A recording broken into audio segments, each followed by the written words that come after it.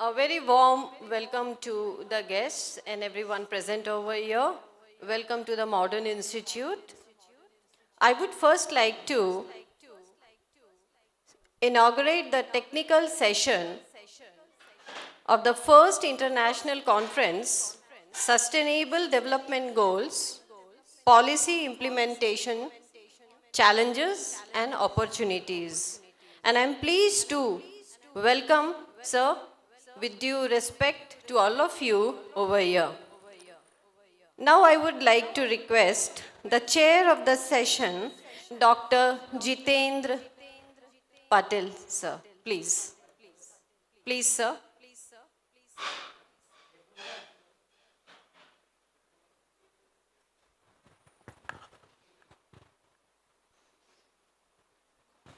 We welcome you, sir, to the Modern Institute in the first international conference. Thank you, ma'am. Thank you very much. I hope that's fine. Yeah. Thank you so much, sir. Sir, thank you so much. Adding to it further, I would like to welcome our co-chair session, Professor Arnav Chaudhary, sir. Please, sir. Requested to come on the dais. Thank you, sir.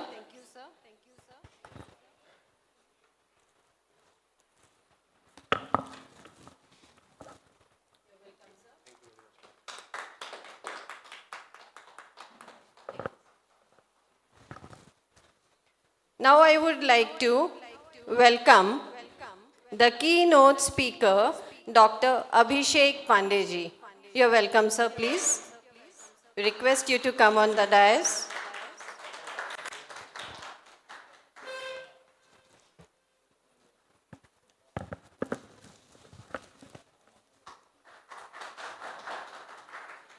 Thank you so much, sir.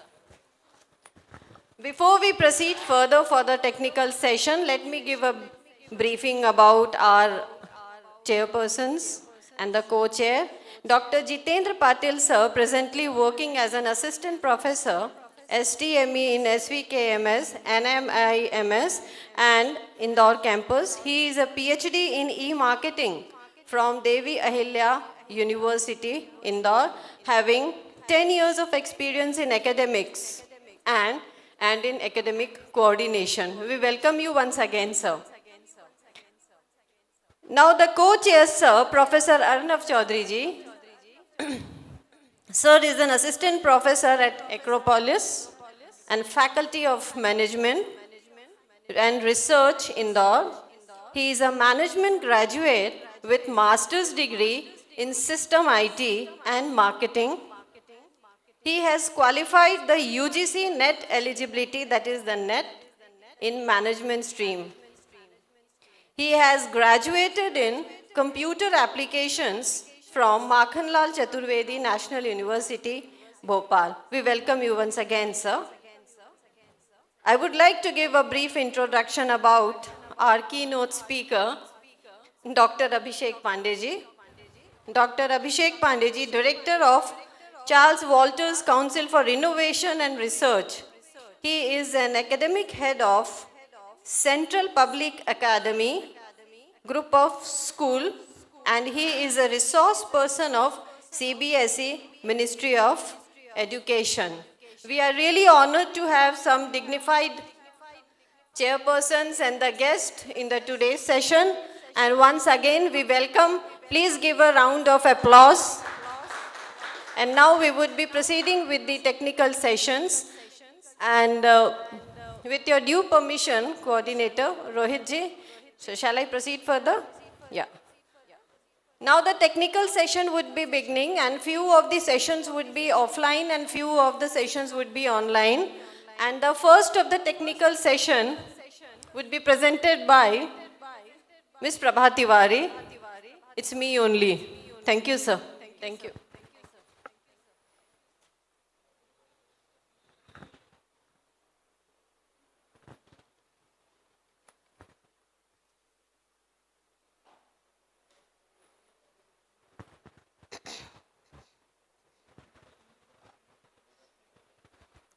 Good morning. Good morning, sir. All the judges sitting on the dais, my dear students and the spectators. My today's topic is self-efficacy. That is the influence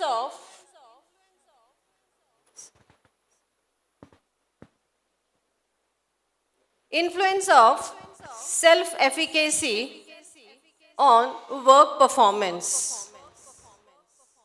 Before proceeding further, I would like to just give a one-line briefing, otherwise the time consumption is limited. I cannot go ahead with that. So I am a BSc Honours, MSc Zoology, MBA, HR and MA Psychology with organizational behavior and industrial psychology as in specialization. Why I have chosen? The question arises, why this self-efficacy? Self-efficacy, now in fact let me go back with few lines that in any organization, in any work culture, some of the employees, they are doing extra work, performing very well, while some of the employees, they are unable to accept the challenges, and there lies the difference. But in most of the companies, in most of the organizations, the innate culture is that two important things are critical. One is recognition, and recognition only comes when there is a better performance. And better performance with the quality orientation of the work that matters. Now, what does self-efficacy is important and how it works in an organization? It is the very, in fact, it is the belief system. It is the belief system, it is a bundle of the belief system wherein, as we know that human being as a social animal and understanding the abilities, though it has nothing to do with the intelligence, it has nothing to do with the generic qualities of an individual, because if a person is not having the self-efficacy at the time of the birth, but the self-efficacy can be developed in the due course of time, and we would be looking into what are the forces and the factors which are responsible, and any employee can be doing or would be able to do the tough task. Because in this ultra competitive world scenario, work performance is the ultimate bottom line requirement of any of the organization, wherein our emotions, our feelings, our thought process, everything is involved. That's always there. But unless and until a person is not able to evolve from those kind of these self-thought processes or the abilities and the capabilities that, okay, fine, I can do it, a person cannot do those things. So now, in fact, I would be running quickly through few of my slides, and I would like to make the audiences understand why the self-efficacy is so important. I have just framed one of the framework, how it is important and how a work culture could be increased and how it influences the employee's work performance, quality of the work, and why some of the employees are possessing high of the self-efficacy while some of the employees are possessing the lower self-efficacy. And my own findings, little bit, is a review paper, and the therapeutic effect, how it could be done. And in fact, by the onset of this recent pandemic, such kind of a therapeutic, in fact, treatment has been prevalent. I would like to give you, before I start, in fact, few of the recent, 2 days ago, I was going through one of the article in the People Matters, which says that in fact, there are the 3 investment trends which have been changed if we talk about the emotional part of the individuals. And those are, number 1 is the stress management. Even 76% of the maximum of the companies, they are focusing on the stress managed resolutions or the solutions. And 71%, whether they are the smallest size company, medium size company or the larger size company, they are focusing on the mindfulness meditation. And mindfulness meditation is nothing but, which is evolving, as all experts know about it, it is evolving from the emotions of ourselves only. And third is very unique, that is the telemedicine, which is a cost effective. So these are the recent things, the percentage, in fact, most of the companies have adopted. Now let me put forward, so what happens in the self-efficacy? In the self-efficacy, an individual works very hard. Secondly, try to participate. Let me take an example. If I am giving a presentation over here, if I am nervous prior to this, that means my emotional state, my physiological state would be different, would be losing the confidence. And if a person is confident enough to present in front of the public speaking, etc., so then the confidence level. And gradually what happens, for the first chance, coming to the point of self-efficacy, in the second chance what will happen, that particular individual would be putting more efforts next time for a better performance. And instead of 50 or 100, may be able to give, public speaking in front of the 200 speakers. So there lies the difference. And encounter the difficulties to all the odd situations, person overcomes and achieve the high level of performance. Even the studies have also shown that the person who are optimistic, they can foresee their future as well. Where they would be standing, say, after a few number of years, because they have confidence, the level of confidence, the level of competency that increases in the due course of time. And that underlies the importance of self-efficacy. And in fact, most of the organizations, the conglomerate companies, they have started focusing on the self-efficacy and the emotional intelligence part of the on these parts. In fact, it is affected by any behavior. Behavior is just a function, and any behavior is affected by cognitive aspect, environmental factors, and the behavioral factors like the skill, etc. 3 factors. But the question arises, who was the first one? Albert Bandura. This self-efficacy is a derivative of the social learning theory. Human beings being a social animal, we learn so many things being in, conjunction with the other person and in association with the other person. So that is the social learning theory of the Albert Bandura, which says that there are 4 important factors of the forces which are responsible for developing the self-efficacy, provided an individual focuses on that. That task performance and goal accomplishment, these are the 2 important critical factors in the self-efficacy. I repeat, task accomplishment and goal accomplishment and the task performance. These are the 2 which are important. Now this social learning, in fact, whenever we do certain things, we think whether it is unrealistic targets, whether we'll be able to do it or not. So sometimes I'll be able to hit the target or not. And if I can hit the target, so will I be getting a desired result or not? So that social learning of the one individual gets connected to the outcome expectancy, because if we keep performing certain tasks, what we expect in return, some kind of a reward. It is a natural human being, outcome expectancy. So that is by the rooms.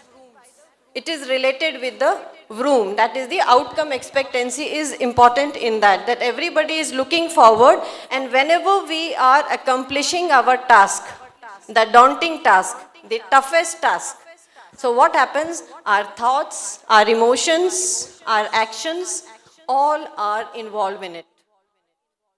We give a very thoughtful, conscious, there lies the difference.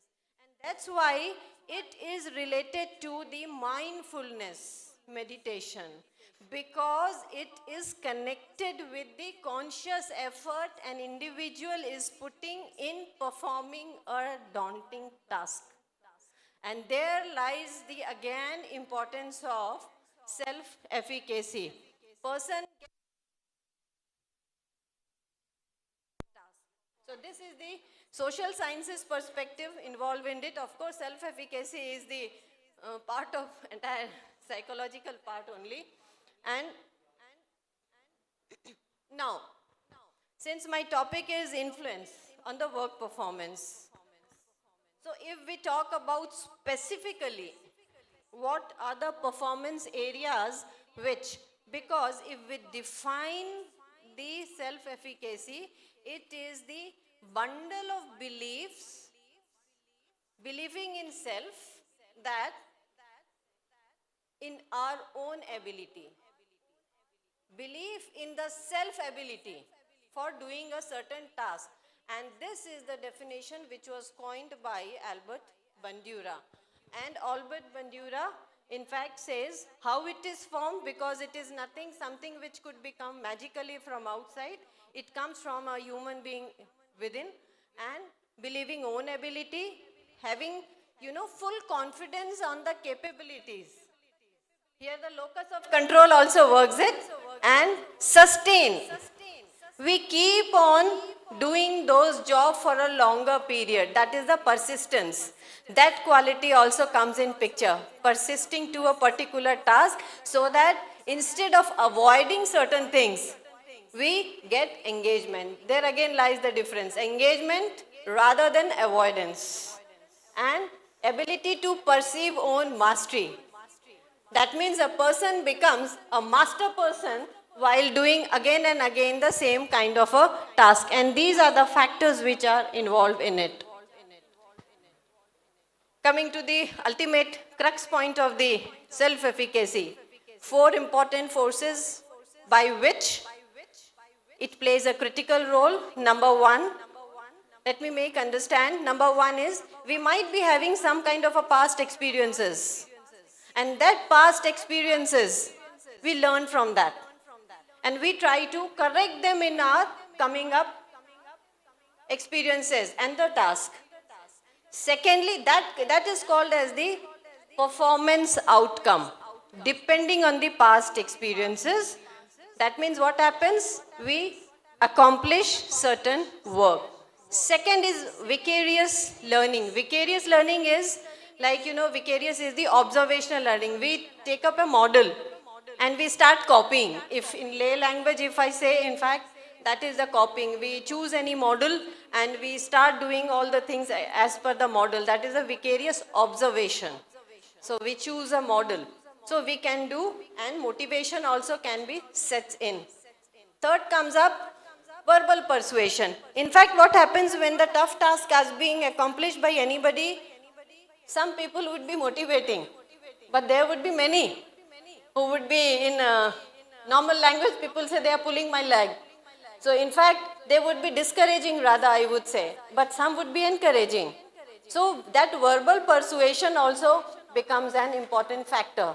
And fourth is physiological arousal. That means whenever we, as I gave an example initially, whenever we are doing some work, there are certain physiological changes in our body system. And that give rise to, that shouldn't be stopping an employee for performing any ongoing task. So these are the main forces with the help of which the self-efficacy is built up. That means an individual perceives what is going to happen. An individual perceives what is going to happen. And in fact, if a person, very important point, if a person is having a very high self-efficacy, they can predict there, it is the predictor of the better performance. It is the predictor of the better performance, and that's why employees should focus on upgrading, upskilling their self-efficacy part.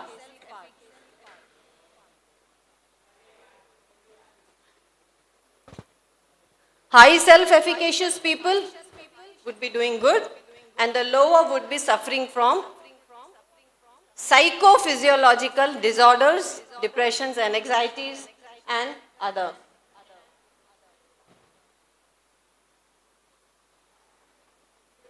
Coming to this point is, my findings to the research paper have just shown that self-efficacy, which is it is not new, but the importance and recognition of self-efficacy has been taken into account recently, much from the last 2-3 years. And Albert Bandura observed it in the way 1986. He is a Canadian psychologist, and in fact, like connected with the emotional intelligence by the Daniel Goleman as well.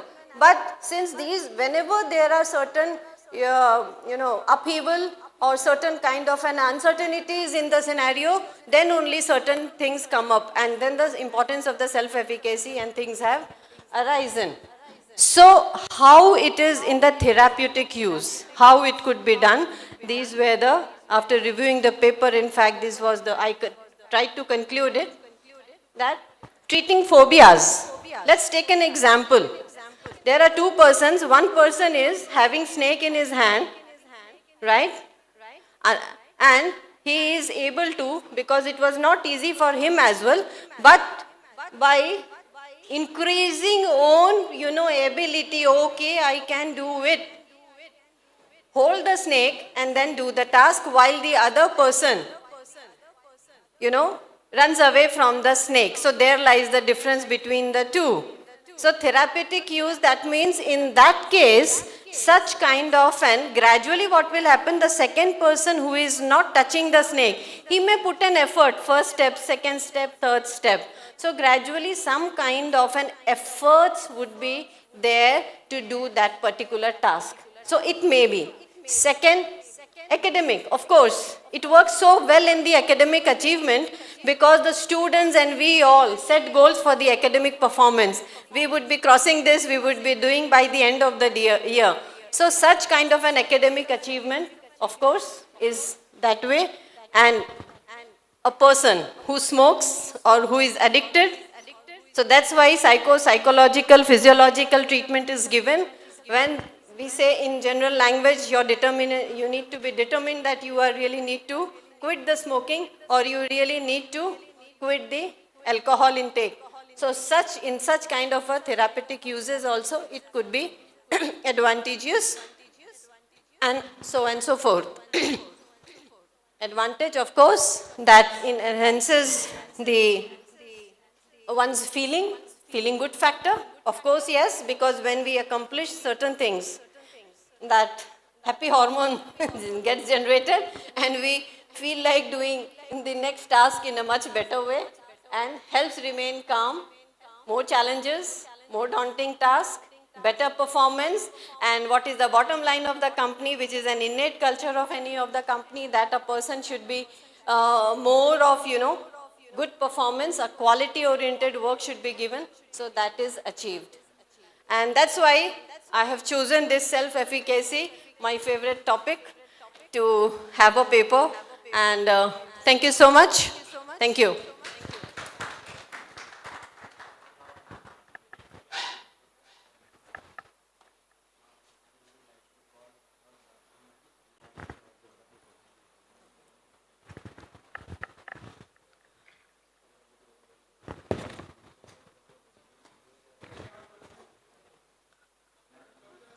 Yeah, sure, why not, please.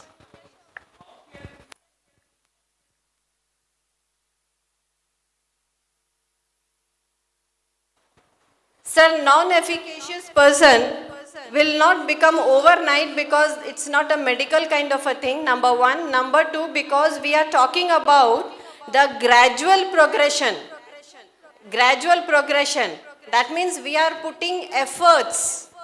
We put efforts. If some of the task I am unable to pass with 86% as for example, but I would be in the next test, would put efforts, okay fine, at will I will be reaching to 80%.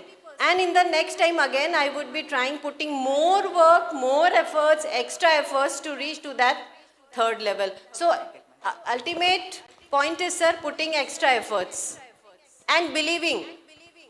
Belief in self-ability. That is again, sir, interconnected with, let me put it, yeah, it is once again interconnected to the locus of control, sir, right? Because locus of control is those who are optimistic. They look forward anything which is something coming up in a good manner. And the failure, and second kind of a people, in fact, they accept the failure and they do it. So putting efforts, ability in self, belief in that, can do it, sir. I hope I'm able to come Yeah, to your that's fine. answer. Yeah. But I would also like to ask you that a person who's efficacious at one point in time becomes inefficacious at another moment in Very, time. very right, correct. This point is, it is a domain specific, sir. Sir, it is a domain specific. For X task only, it would be efficacious, high efficacious. Doesn't mean that he is an excellent person in the Y task also. For the Y task, he has to put separate effort for that. It is a domain specific. Thank you, sir. Am I right? Thank you. By and large? Ah. Good question, but very difficult to answer. If I would be so candid about it, then it would be difficult. Because, now let me answer, because Indians in general, they easily give up. Most of the Indians, again I will not generalize, because many of the Indians would be giving it up. Okay, fine, I will not do it. But the person who are accepting, no, even if it is unable, I will try to get it done by the next time. So those people are rising. And in fact, such kind of a people develop maximum of the competency level and they become extraordinary confident person. Thank you so much, sir. I hope I could answer your question. Thank you.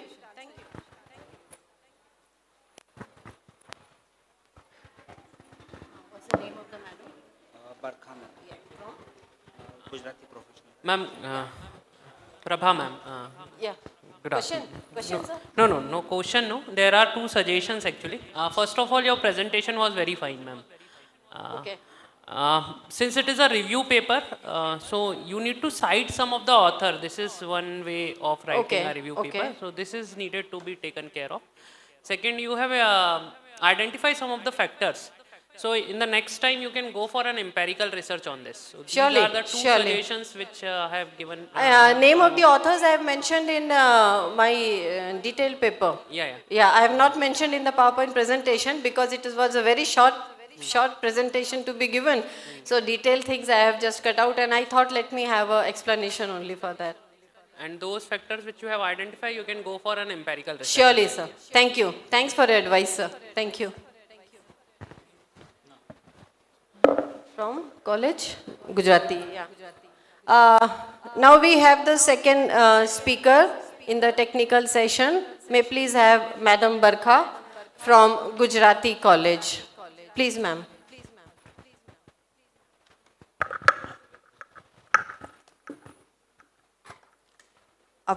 A very good morning to one and all present here. I am here to present my research topic, a comparative study of quality of work life of male and female employees in banking sector.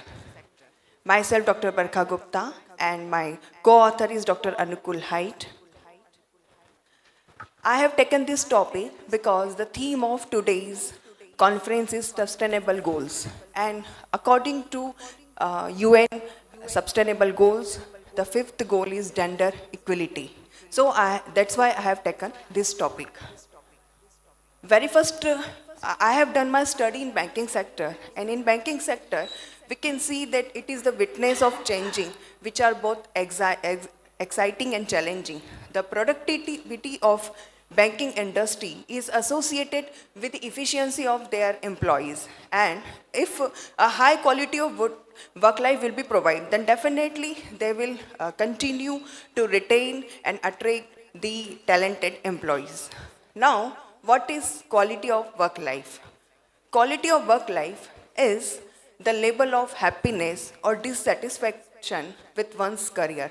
Those who are satisfied with their career are said to have a high quality of work life, and those who are unsatisfied or whose needs are not fulfilled, we can say that they are perceiving low quality of work life. So it's a favorableness or unfavorableness of job environment to an individual. There are so many studies, so many authors are there who have found the factors affecting quality of work life. I'm skipping just due to time constraint. Now I came to the objective of my study. The objective of my study is to study the quality of work life with respect to gender among banking employees. The hypothesis I have formulated, the null hypothesis is there is no significant difference in quality of work life with respect to gender among banking employees. My research is descriptive and the sample units is banking employees of nationalized and private bank of Indore city. The sample size is 300 and the sampling technique is purposive. The tool, I have collected the data from the tool, the scale of quality of work life, which was developed by Dr. Santosh Dhar, Dr. Upendra Dhar, and Dr. Rishu Rai. And the reliability and validity of a scale is 0.89 and 0.94 respectively. After collecting the data, I have tabularized and then use SPSS t-test to analyze my hypothesis. Very first, I found the Cronbach alpha. With the help of Cronbach alpha, I found the reliability of my questionnaire, and which is 0.961, which is in acceptable range. Squeamish curtices also I found, and which is also in acceptable range. And finally, my p-value came 0.606, which is greater than 0.05. It means my null hypothesis is accepted. So I can say that there is no significant difference in quality of work life of banking employees with respect to gender. Quality of work life with respect to gender. In my study, I found that male and female perceive same level of quality of work life. Even in today's modern society, corporate world, organization, what we see that male and female employees are having equal responsibility and equal authorities, and the banks are also providing same facility, same salary structure, non-monetary benefit, same working hours, employees development program, etc. to the employees irrespective of gender. This could be the reason that the level of quality of work life or male and female are almost same. Today, organization can grow only with the equal pay, diverse hiring, and continue to innovate, grow, to be productive, lead, better quality of life of all employee, irrespective of gender. If organization will provide equal working hours, equal facility to the men as well, then definitely men will find they will be able to spend more quality time with their families as well. And they will have more balanced life.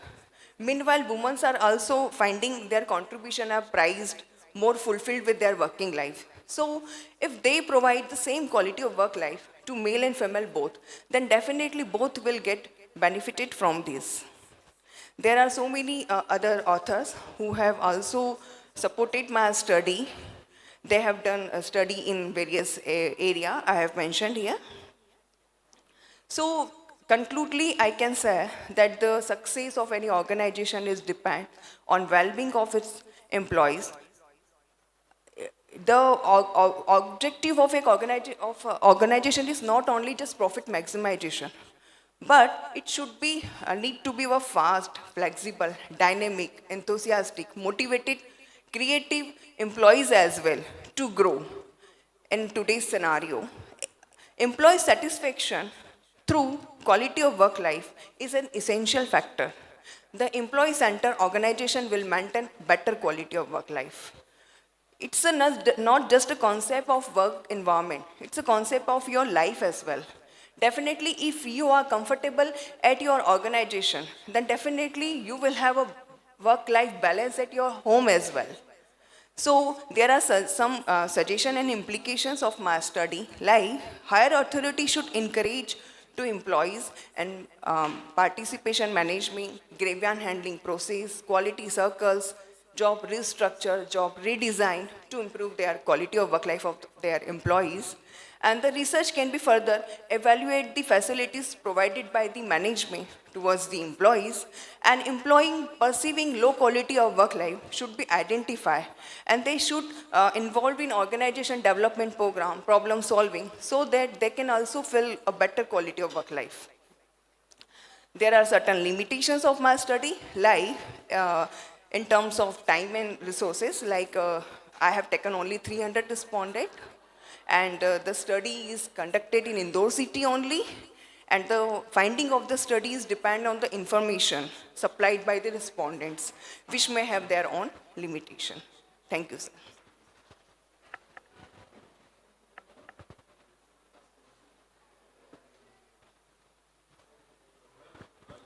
One thing to ask you, that you said that your number of respondents were around 300. So Yes, sir. exactly 300 was used or something was scrapped out? Approximately 340 were distributed, and finally I received 311.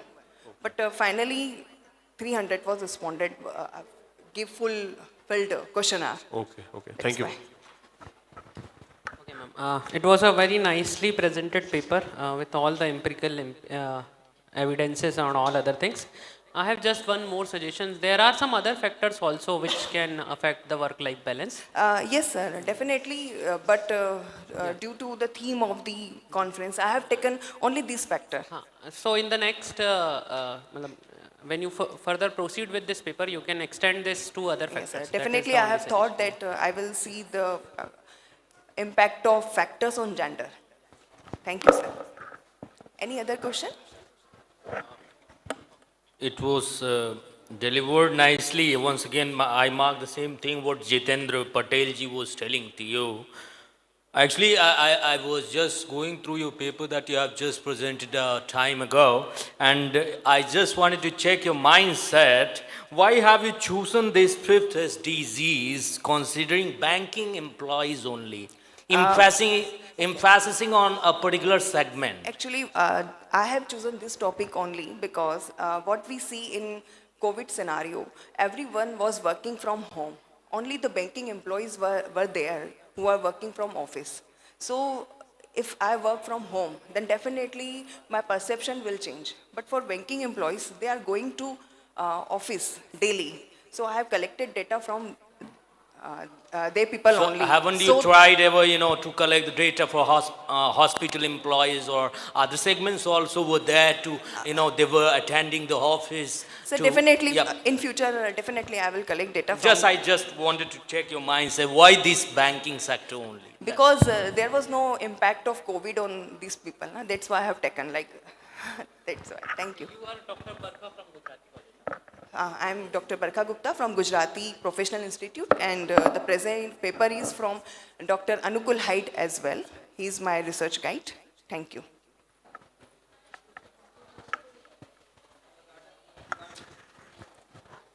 Now I would like to call third presenter, Dr. Hitet Kesharwani from MIT Business School, MIT University, Indore.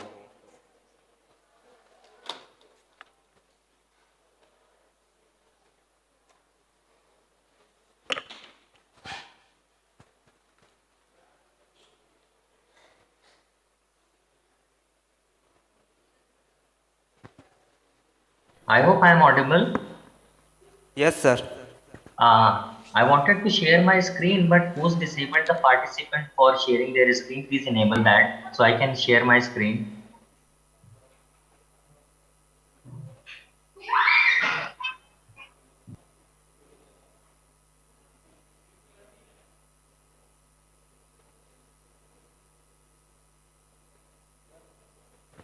Done, sir.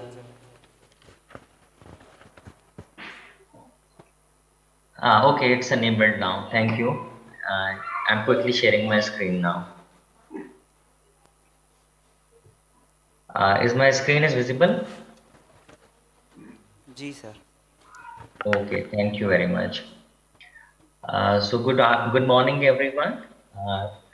Uh, Very good morning to the dignitaries present on the dais, the other participants from the other universities and colleges, and the entire team of Modern Institute. Thank you very much for providing a platform to share our paper with you. And The topic which I have chosen is the study on sustainable innovation and technology impact of 5G telecommunication industry. Now, the objective for the paper, since it's a review paper to understand the current state of 5G technologies, to assess the effect of 5G on telecommunication, and to find out the uses and limitations of 5G on the Internet of Things and artificial intelligence, and to examine real-time samples to demonstrate the quality of service offered by 5G technologies. So if we go by the statistics, we can see India is currently the world's second largest telecommunication market, with a huge subscriber base of 1.16 billion, and the contribution of 3G and 4G data usage has contributed to the overall volume of wireless data usage was 1.78% and 97.74 with the 4G. So over the subsequent 5 years, the rise in mobile penetration and decline in data cost have made it possible that 500 million new internet users are attached to this internet platform and the subscriber base. So after 1G, 2G, 3G, 4G, now we are here to welcome the 5G, and it's a new worldwide wireless standard. So every 10 years, the telecommunication is changing the technology, and since this is the continuous process and how we are evolving from 1G, 2G, 3G, 4G, and now with 5G. So 5G introduces a new network capability of linking almost everything, including machines, objects, and devices. And 5G wireless technology is much faster as compared to the existing technology, which is 4G technology. Because if we talk about the technological infrastructure, the current latency rate is 200 millisecond. And after the adoption of this 5G, it will come down to 1 millisecond, and it will be a major improvement in the speed of data transfer. So we can say the current infrastructure supports only 20 Gbps speed, and with 5G we will come down to we will move ahead to 50 Mbps to 3 Gbps speed. So definitely this new technology, which is supported with orthogonal frequency division multiplexing, which is definitely a quadrature, amplitude modulation, and frequency division multiplexing techniques, which is actually producing a high rate of data transmission. And this 5G air interface is utilizes greater bandwidth technology, and definitely supporting mobile networking principles with more efficiency. So we are in the era where we are very much equipped with the IoT ecosystem, and which is web-enabled smart devices that employ embedded system, including processors, sensors, and communication hardware, together send and act on data from surroundings. So these gadgets conduct the majority of work without human interaction, and that is the biggest utility of this Internet of Things in this current scenario. So examples we can take like connected appliances, smart home security applications, wearable health monitors, smart factory equipments, and many more. So the connection, networking, and communication protocol utilized with these web-enabled services. And definitely these are smart devices, so very well equipped with artificial intelligence techniques, which are adopting new experiences and performs the task as human-like task. And the subdomains, which are deep learning and natural language processing, which are also evolving because of the increasing communication capabilities. And we can take an example of Google Duplex also, which is supported by the predictive text speech, speech recognition, speech to text, and text synthesis system. So these are few of the examples which talks about the increasing 5G technologies. Like Samsung began researching 5G technologies in 2011, and in 2013 Samsung successfully created the world's first adaptive array transceiver technologies for cellular communication. So like here it is written millimeter. So the millimeter wave, which is supported by OFDM, is definitely a technology which is making these things possible in today's scenario. The second example can be taken from Cisco networking hardware in the United States. And if we talk about United States, also only 50 states in United States have got this facility of 5G network where these network capabilities are successfully demonstrated, and still the expansion is happening and infrastructure they are working upon. So 5G oriented infrastructure, in order to expedite the implementation of 5G services, automation makes 5G network more scalable, adaptable and dependable. Companies recognize the significance of 5G and plan to link more than 30 billion devices over the next several years. So Cisco aims to concentrate on network hardening, and which is an important component of 5G network. So talking about the India's current state, so the government of India says that the implementation of 5G network is in the final stage.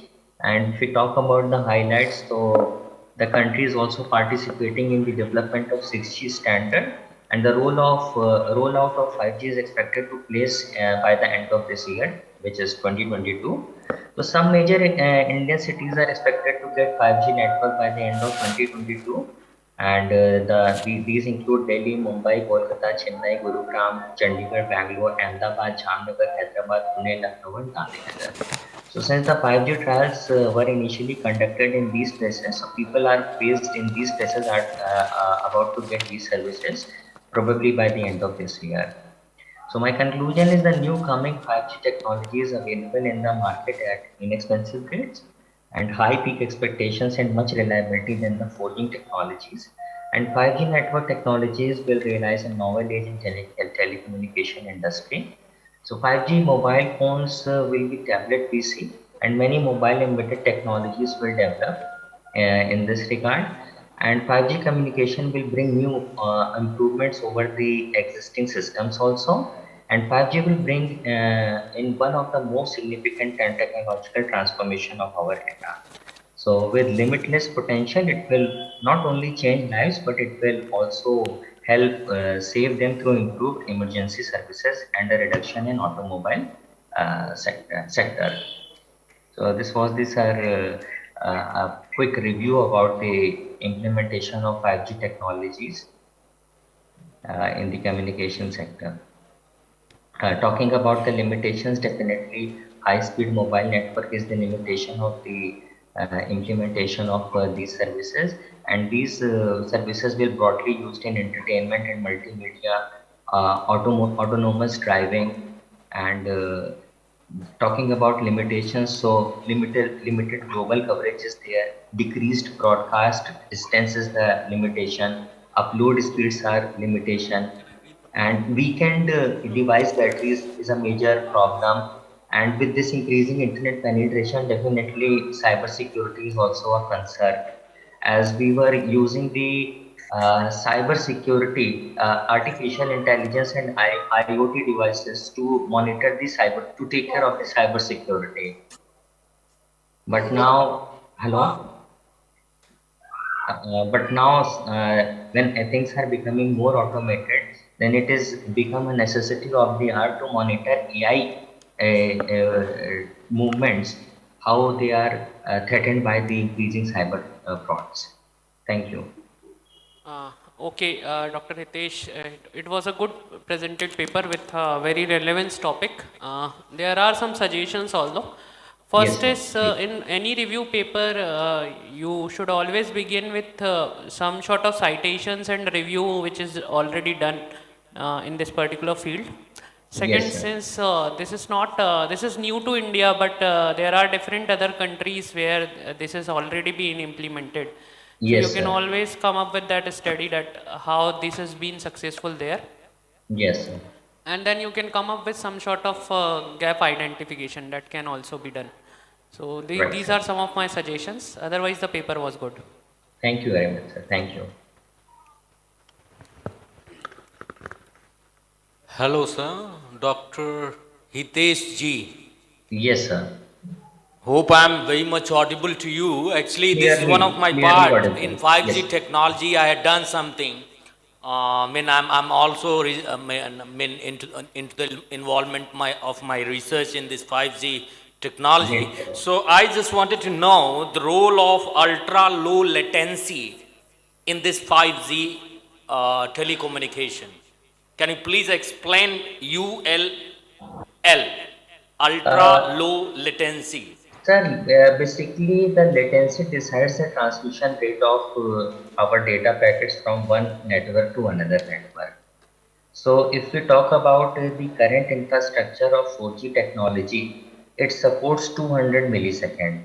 But the moment we move on to the OFDM technology, which is the technology supported by this 5G network, it can come down to 1 millisecond. From 200 millisecond, it can come down to 1 millisecond.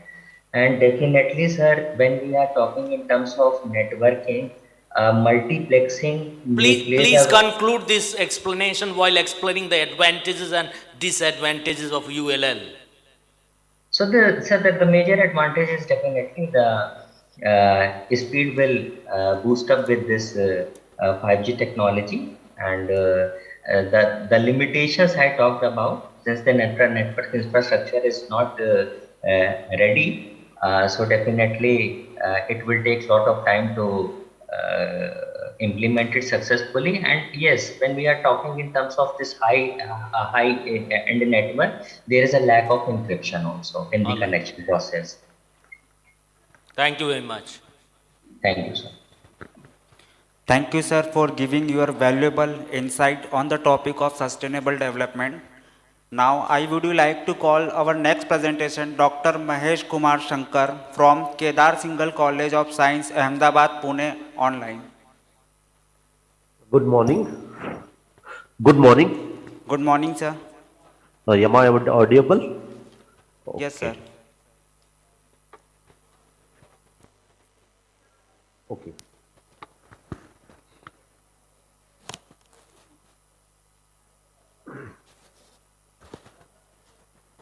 Good morning. My topic of research paper is marketing strategy for Tata Airline, especially with reference to Vistara Airline, Air Asia, and Air India. Okay. First, I would like to introduce about myself. I am Professor Dr. Mahesh Kedar. Okay. I am working as an assistant professor in Singhad College of Science, Ambegaon, Pune. My research topic abstract. Tata Group is an Indian multinational conglomerate founded by Jamshedji Tata in 1868, headquartered in Mumbai. Currently, Tata Group owner Ratan Tata now owns Air India through its subsidiary Talents. Actually, recently it happens. You all aware about it. Current Tata Group owner, he control all the airline. One second, just. The conglomerate had made a successful bid of 18,000 crore to buy Air India in October 2021. Tata Group has announced the completion of the transaction for the purchase of Air India from the Government of India. The Tata Group takes over management and control of the airline. Tata Sons reacquired Air India after 65 years with a winning bid of 80,000 crores. The Tata Group currently operates full service airline Vistara, a joint venture with Singapore Airlines, and budget airline Air Asia India, a venture with Malaysia Air Asia Group, Behad. Tata Group holding company Tata Sons Private Limited through its wholly owned unit Talents Private Limited. In this research paper, actually I discuss on marketing strategy for sustainable and inclusive development goal of Tata Airline, especially with reference to Vistara Airline, Air Asia and Air India. The keywords multinational conglomerate, asset, venture, budget, holding, etc. I would like to give you a brief intro about the Tata Group. Tata Group is the biggest multinational conglomerate operating in India, having a headquarters in Mumbai. Tata, if you think about the Tata, they are working from salt to sugar to software industry. Tata is working in various sectors like Tata Steel, Tata IPL, Taj Hotels, Tata Chroma, Tata Starbucks, Indian Hotels Company Limited, then Tata Capital, Titan, Tata Project Limited, Tata Elxsi, then Tata Motors, Tata Power, Tata Chemicals, Tata Steel Jamshedpur, Tanishq Voltas, Tata Click, then Tata Power, Tata Consumer Products, Tata Consultancy Services, Tata Communication and Tata Chemicals.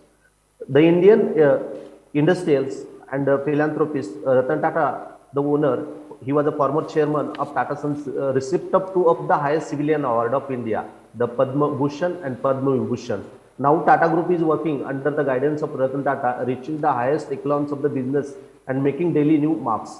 He has a Tata T to acquire Tetley, Tata Motors to acquire a Jaguar, and Land Rover, Tata Steel to acquire Chorus. Ratan Tata attempted to turn Tata from large Indian-centric group into global business conglomerate.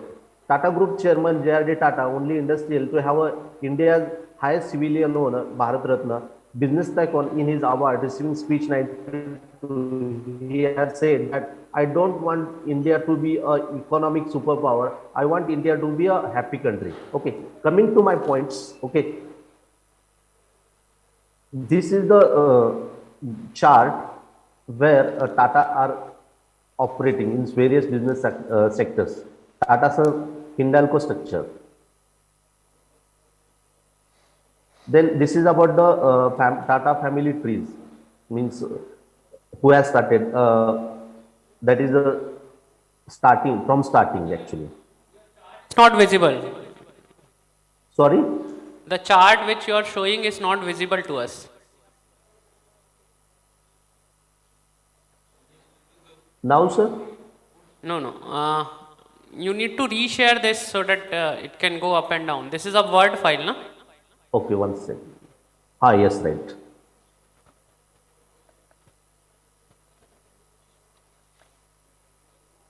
One second.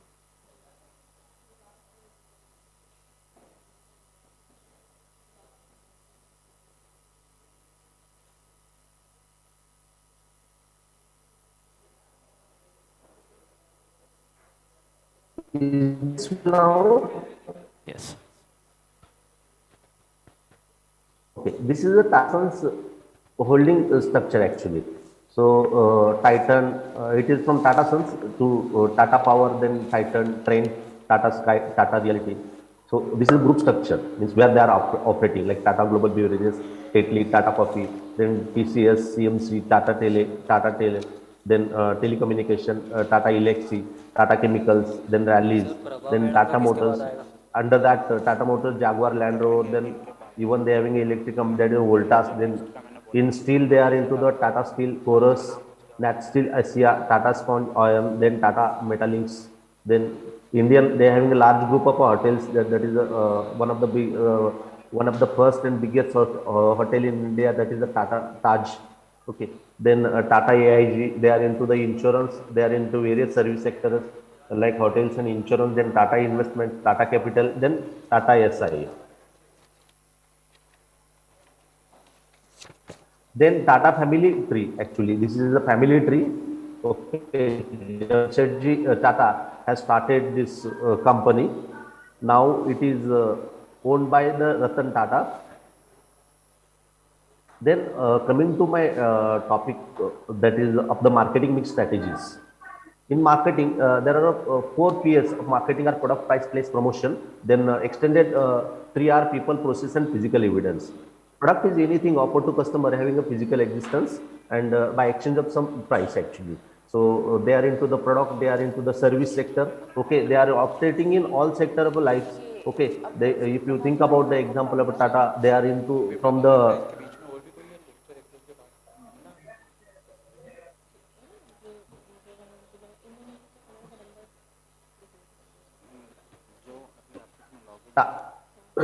coming to my points from product, price, place, promotion, Air India marketing strategy. The marketing strategy helps to airline industry to achieve business visions, mission, objectives, and goals.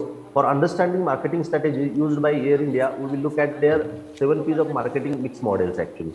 So first, there is a product. Tata Sons airline service provider company, in that Air India, Vistara Air, Air Asia are a company who provide airline services. Okay, in India, they are provider of a domestic and international travel or flight services. It has 2 product, passenger cargo transport. It uses Boeing and Airbus for transport services. It provides transport in between the best cities of the world from India. Most important things from the transport services, cost and quality of the services. They provide cost-effective and efficient services about transport. Even they provide some premium segment services and luxurious services also. Premium lounges and flights, entertainments are some of its main products. To reduce cost and maintain the quality level, it even leases few of its fleets. The vast network of routes possessed by Air India enable it to cater service across the most important cities and business centers globally. It provides a high level of safety to ensure repeat service securing of its passengers. Maharaja, you know about Air India, then you know about the Maharaja. Maharaja introduced e-super saver services to give best services to domestic and international passengers. That is super price, super flexibility, super availability, super benefit, and super network of Air India. Features of service include fixed fare prices, economy class, luxury class, special services, booking freedom, no extra charges for luggages, ticket booking, and cancellation facility, royal and executive class family facility, Okay, etc. Dr. Mahesh, can you conclude this paper? What are your major findings into this? Yes, sir. Tata Sons Private Limited owned Air India is established as the most trusted brand in India because Tata is trusted brand in India. Tata is positioned its brand name on the mind of the customers. Air India is the largest and most effective, efficient, quality conscious and trusted air carrier in India and abroad. Up-to-date quality services to million passengers in India and abroad. Always keep updated to their customers for service promotions and information about offers and packages to their customers. It applies low price packages and privileged services to customer according to reach privileged customer as per the demand. They apply various marketing strategies according to demand and need of the market actually. So and Maharaj is there to serve customer by giving it the flights with hassle-free flying with Maharaj E Super Saver Club. Air Asia and Vistara Airline gives better services with low cost, which on the mind of the customers and creating brand image on marketplace. So Air India, Air Asia, and Vistara Airline, they are operating in various segments according to the customer segments, from low cost flights to the premium services. This is the conclusion actually. And bibliography, I have used various. We have. Yes, sir. Any question? Sir, there are some submission, although first is once you are focusing on airlines, and Yes, sir. you have given much time and effort in telling us about Tata businesses and Tata family. So Okay. the focus is needed to be more on aviation, as well as the aviation industry, how it is performing in India is also something which is missing in your presentation. So these Okay. are the 2 points which I think are needed to be included. Yes, sir. Next time I will do some changes as per your suggestion. Thank you. Although it is a nicely presented paper. Great. Okay, Thank you. sir. Thank you. Thank you very much. Do you have queries, sir? Okay, thank you, sir. Now I Thank would you. like to call Abhay Jaiswal, sir, from Research Scholar, Vikram University, INIBM, Jawaharlal Nehru Institute.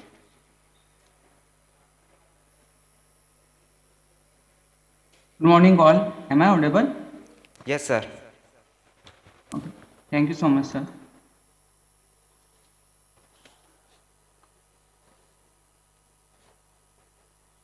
Is it visible, my presentation, sir? Yes, sir.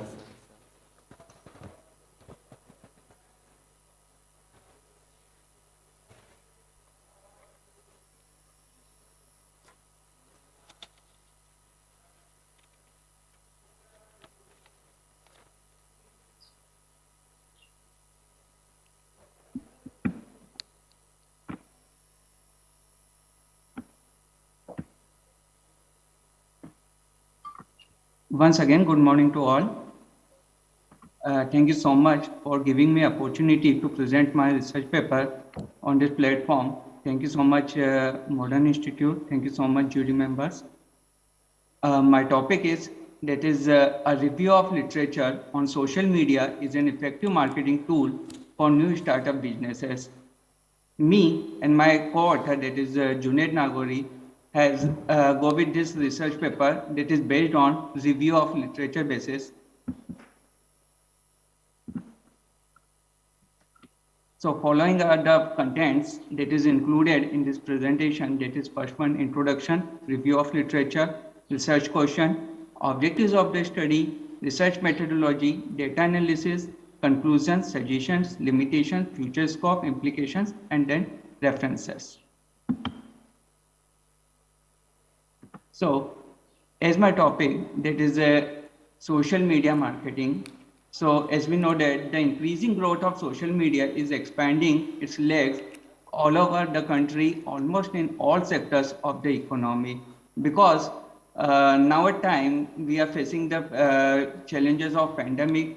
So it is a very need of use of social media in terms of marketing for the new startup, because they are just an initial stage, so they can access this platform for their excellent marketing tools. So during the campaign Make in India and New Startups, our Honorable Prime Minister also highlighted the empowerment of new start entrepreneurs as well as their contribution in the nation building. And the present study is an attempt to analyze the social media is an effective marketing tool for new startup business in Indian context. Now talk about the social media marketing, that is SMM. The term social media marketing refers to use the social media and social networks to promote marketable a company's product and their services.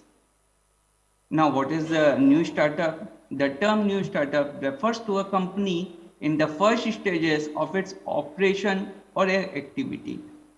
New startup businesses have recognized social media marketing as a potential marketing or a business promotion platform. Utilize them with innovation to power their advertising campaign with social media marketing. These are the following researches already published in last couple of years. On the basis of this, we have concluded our paper.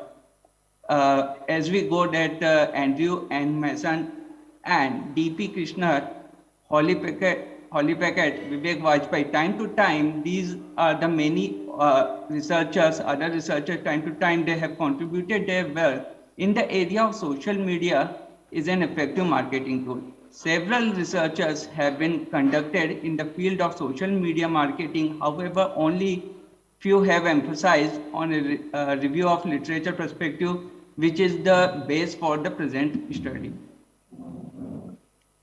Now, the research question of this paper. With the above in mind, the purpose of the present study was to analyze the social media is an effective marketing tool from the different perspectives, especially the study addressed the following research question. The research question is how social media became an effective marketing tool for new startup businesses. This study is based on the SWOT analysis basis.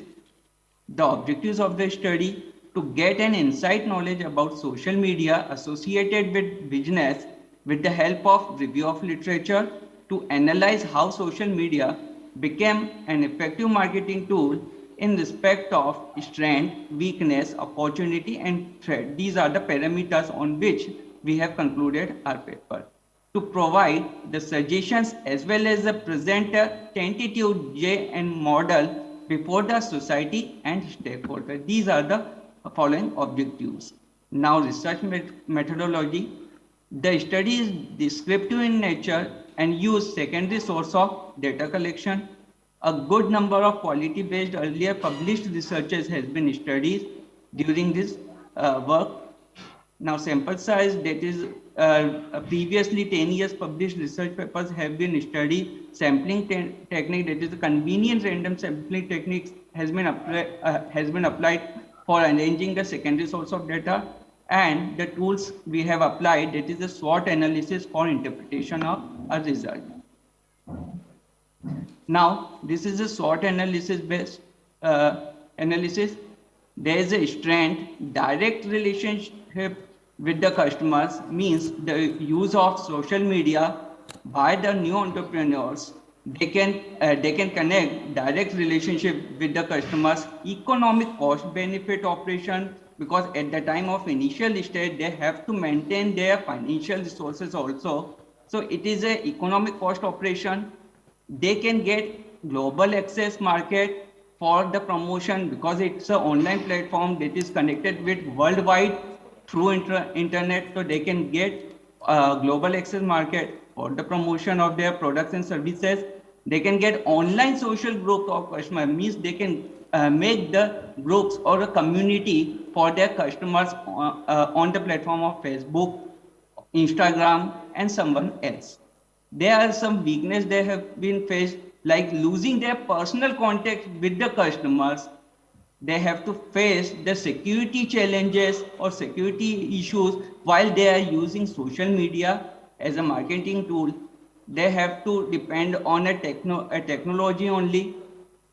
They have to face online rumors also, because sometimes they are the competitors, they can prevail their rumors for their products and services. They have to face their challenges also. Now the opportunities, by the help of social media marketing, new startup business can explore the new markets. E-commerce business designs, develop social media, social communities on the online platform, identify potential customers. And there are some threats also.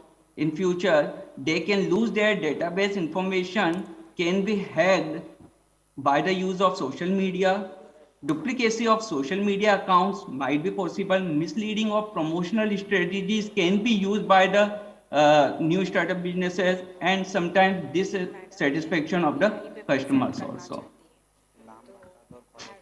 Now, conclusion, the study demonstrates that there is an increase in the users of social media by customers as well as by the perspective of businesses.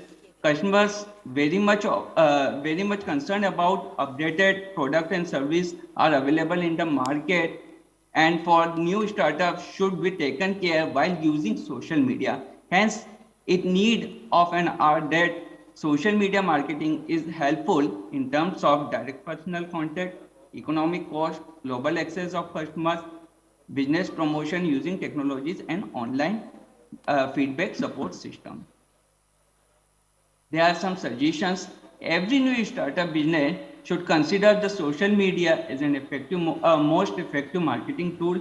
Enterprise must flow the upload information to the customers to avoid the inconvenience with using social media. The new startup business must give response to the request and queries of their customers posted by them on their social media pages and solve their any kind of problems if it is possible. New startup business must update their social media page timely to update the customers and avoid the inconveniences. There are some limitations. The present study is confined to earlier published researches, so it cannot be used to interpret the entire online marketing scenario. That is just a representative research and the analysis done restricted to only secondary data, that is not confined to the primary data as an empirical research. Selected technology were used in the study through SWOT analysis. Hence, more tools can be applied for further measure of other aspects of the empirical study. And this is a time-bound study. Future scope of the study, this study will useful for researchers, new entrepreneurs, and public and private sector institutions, e-governance, consultants, and other stakeholders. Social media as an effective marketing tool. The findings of the study can help new entrepreneurs or startups to work out on the areas of online marketing is more concerned, especially towards all the factors which need attention of using social media. Present study can become the basis for other researchers to conduct the study in different dimensions and perspectives.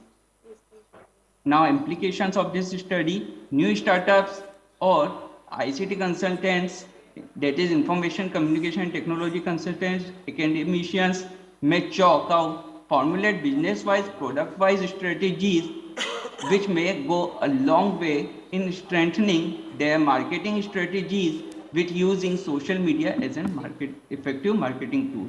This is a tentative model which has been developed by me and my co-author for social media contribute to marketing in terms of environmental factor, economical factor, ease of factor, effectiveness factor, and ecosystem factor, efficiency factor, and expressive factors.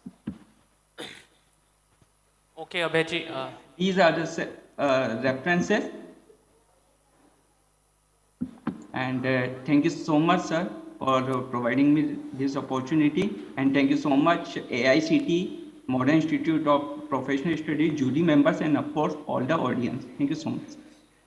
Okay, Abhay sir, Yes, now sir. the topic which you have chosen is, a very common topic because, we know that social media is always effective in all sort of marketing things nowadays.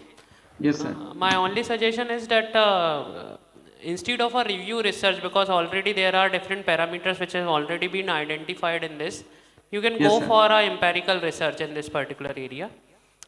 Yes, sir. And Thank you. yeah, Yes, sir. so in the next coming means in future you can always come up with some sort of empirical research, and you can always find out that how this study can be further implemented in other startups and other scenarios. That Right, is sir. the only suggestion. Definitely, sir. My next assignment on the basis of empirical study only. Thank you, sir, for giving your Thank you, sir. valuable insight on the topic of sustainable development.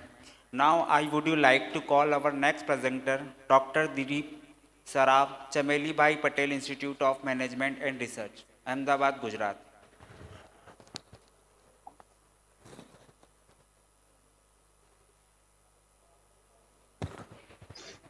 Ma'am, your voice is not audible. A very good afternoon, a very good morning to all present here. Am I audible now? Yes, ma'am. Sir, I cannot hear you. Wait. Am I audible now? Yes, sir. Yes, ma'am. Okay. Very good morning to all present here. First of all, I would like to introduce myself. I am Dr. Deepthi Saraf from Chimanbhai Patel Institute of Management and Research, Ahmedabad. Now, let me share my presentation with you.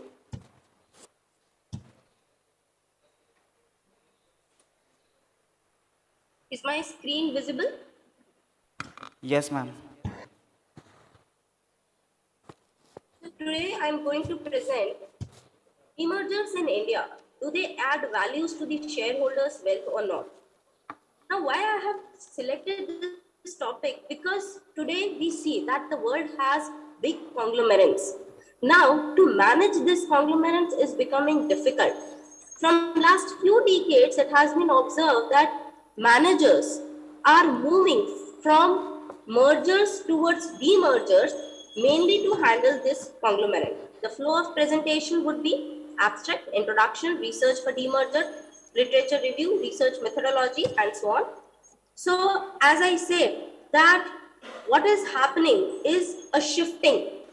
Whether this shifting from a big conglomerate to a small one will actually give value to the shareholders, because if a shareholder has bought a share of one company, suppose if I take an example of Tata Group, if a person has initially taken a share of Tata Group, now suddenly they have decided that they want to go with some certain sort of demerger, what will happen to the shareholders' wealth?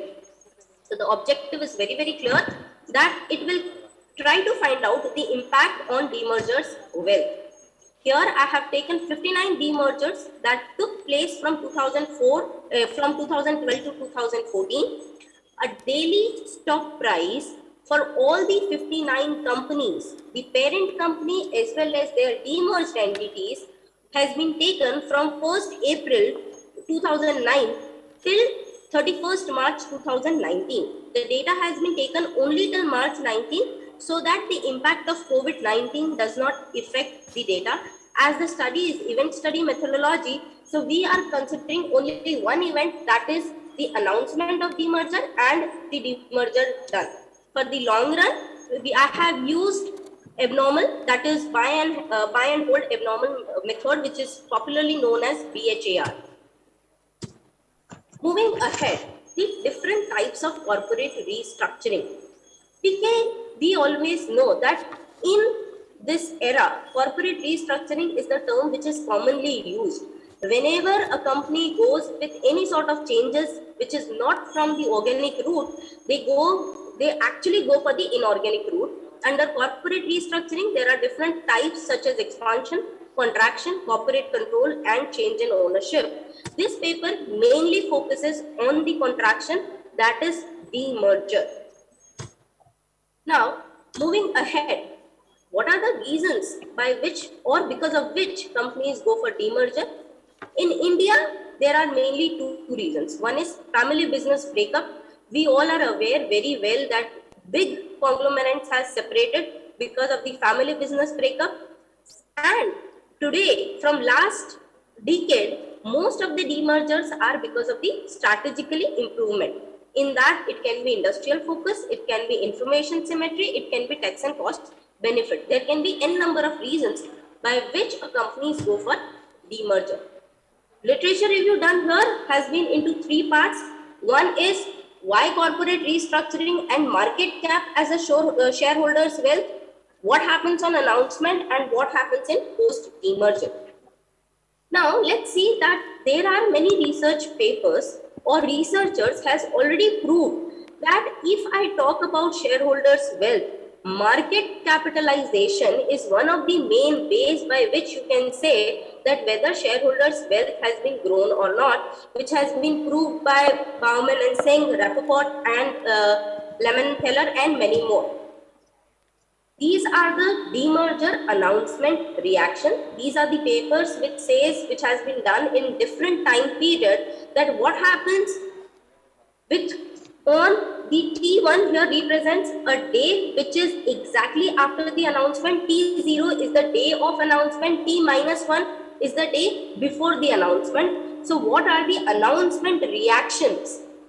So these paper mostly says that in most of the cases, whenever the demergers are announced, there is a positive impact.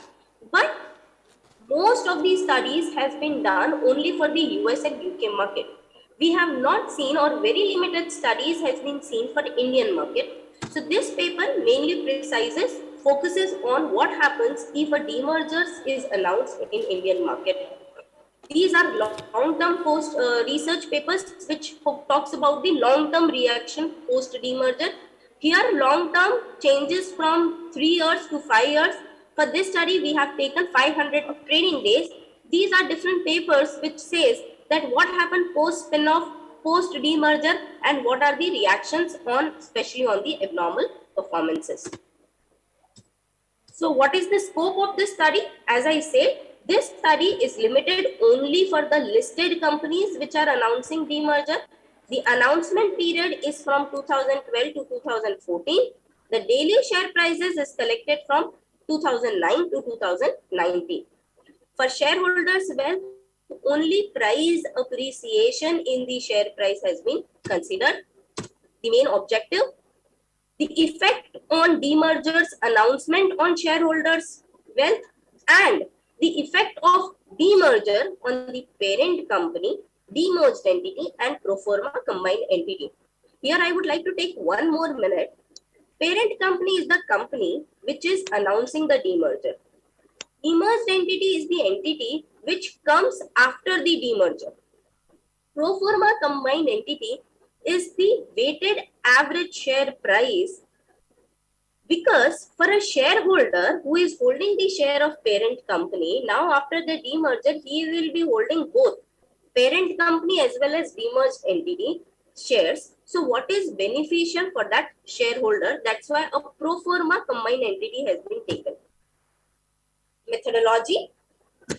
Event study methodology has been derived by Fama et al. And Shirover in 1969 and 1997, which says that abnormal return can be calculated from the return of any company deducted by the expected return from the market.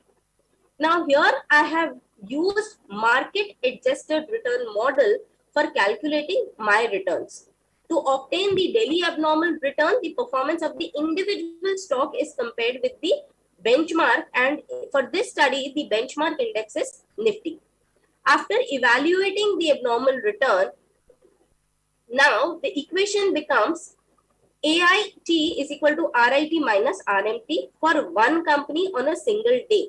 Then the returns has been accumulated to form the average abnormal return for each companies. Now average abnormal return on day wise, what happened on 0th day, what happened on day 1, what happened on day 2. So average abnormal return has been calculated for all the 59 firms. Then the same average abnormal return has been cumulated. For the long term aspect, the buy and hold return has been calculated. Data analysis. So data analysis mainly talks about what happens when I talk about the announcement impact, what happens on the day of announcement, what happens in pre-announcement period, what is happening in the execution. Execution period means the day when your subsidy gets listed, what happens after the demerger. So the entire data analysis has been divided upon day 0, 120-day pre-announcement period, 120 days post-announcement period, your execution period, that means the day when the subsidy gets listed, and in the long run.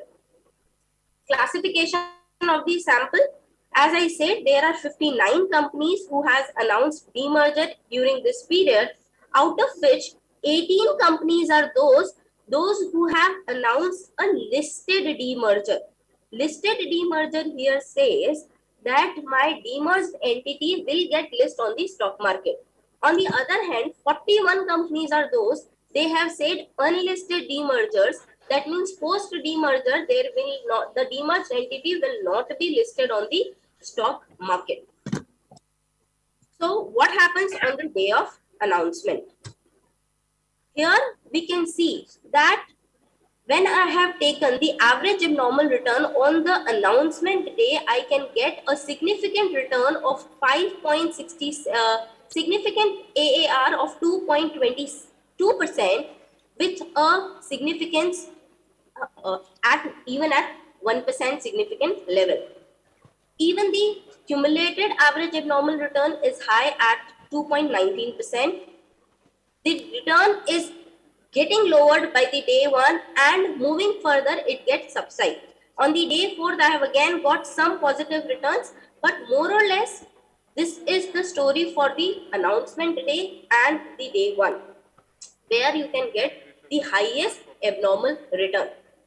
If I now divide or the segment that which company's demerger announcement is giving you more return, so a large cap company's announcement are generating highest return as compared to a medium cap companies or a small cap companies. If a small cap companies is going for a demerger, it is giving a value on no doubt a higher value on 0 and 1th day, but by 10th day it is not generating much return for the shareholder.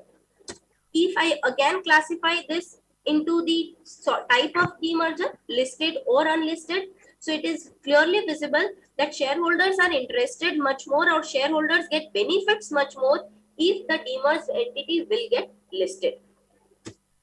Moving ahead, what happens in long term? There are many studies which talk about the announcement reaction, and for announcement reaction you must be holding the shares in advance to get the benefit, because the benefit is only on the 0th day. But what happens in the long run if you buy the shares after the announcement and everything? So what happens on the effective day? I am repeating here, effective day is a day when your demerged entity gets listed, and post demerger 500 trading days. Abnormal returns are declining or they are negative when the demerged entity gets listed. On that day, in fact, not only the day when it gets listed, even after 100 trading days, the companies are unable to generate abnormal return for the shareholders. But after 100 days, the this return, abnormal returns are absolutely changing the image, and we can see suddenly a positive returns, your positive CAR and positive DHAR has been generated by all the three segment, parent entity, demerged entity, and even the combined pro forma entity, that shareholders are getting higher returns. When I talk about the entire period of 0 to 500 trading days, so 0th day is a day when the company gets listed. Your parent company was already listed, your demerged entity get listed. The highest return we can see here is the demerged entity.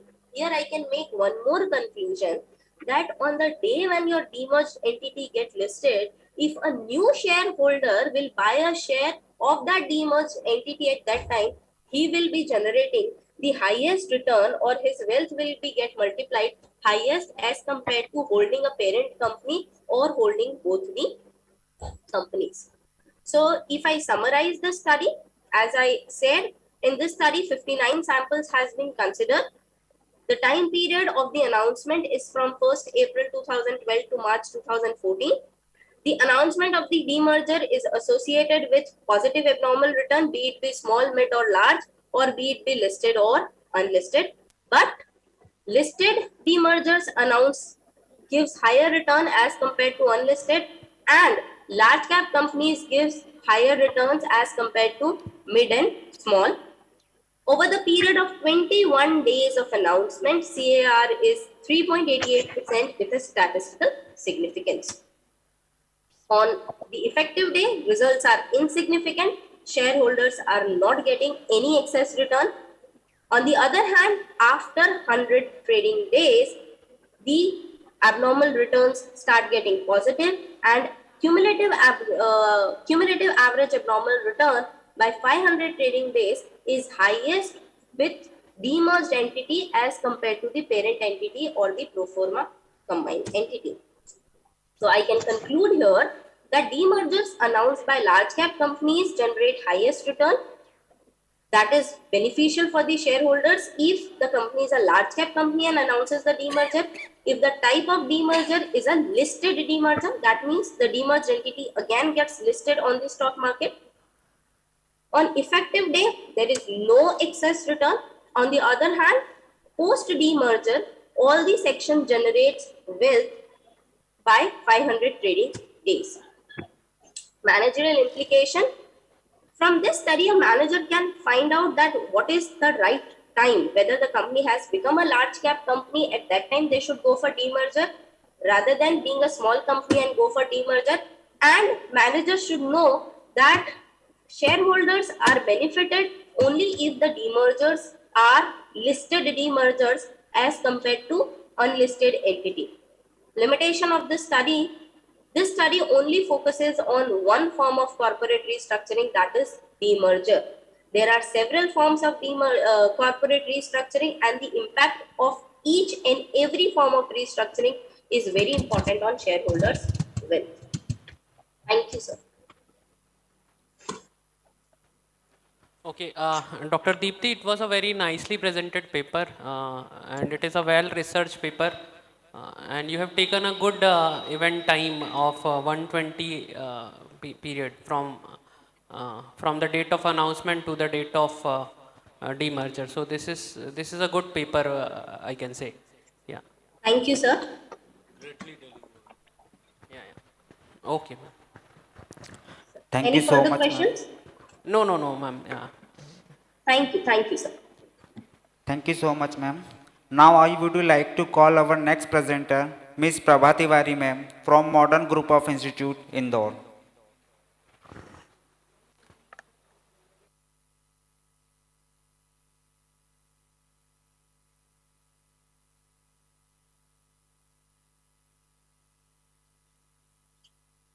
Excuse me, am I audible? Sir.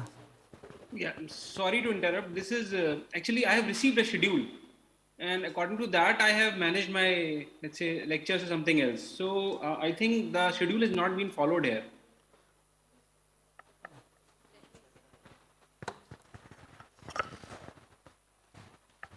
Yeah, I would like to answer on behalf of the Modern Institute that some of the schedules has been reshuffled due to, in fact, maybe entry of few of the new persons as of now, and secondly, maybe absence of few. So, I mean, we are really regretting for that, and we would try to have the schedule in place and get it off as soon as possible. May I know your name again, sir, please? It's Dr. Ankur Saxena from NIFT Jodhpur. Just, okay, sir, I'll get back to you.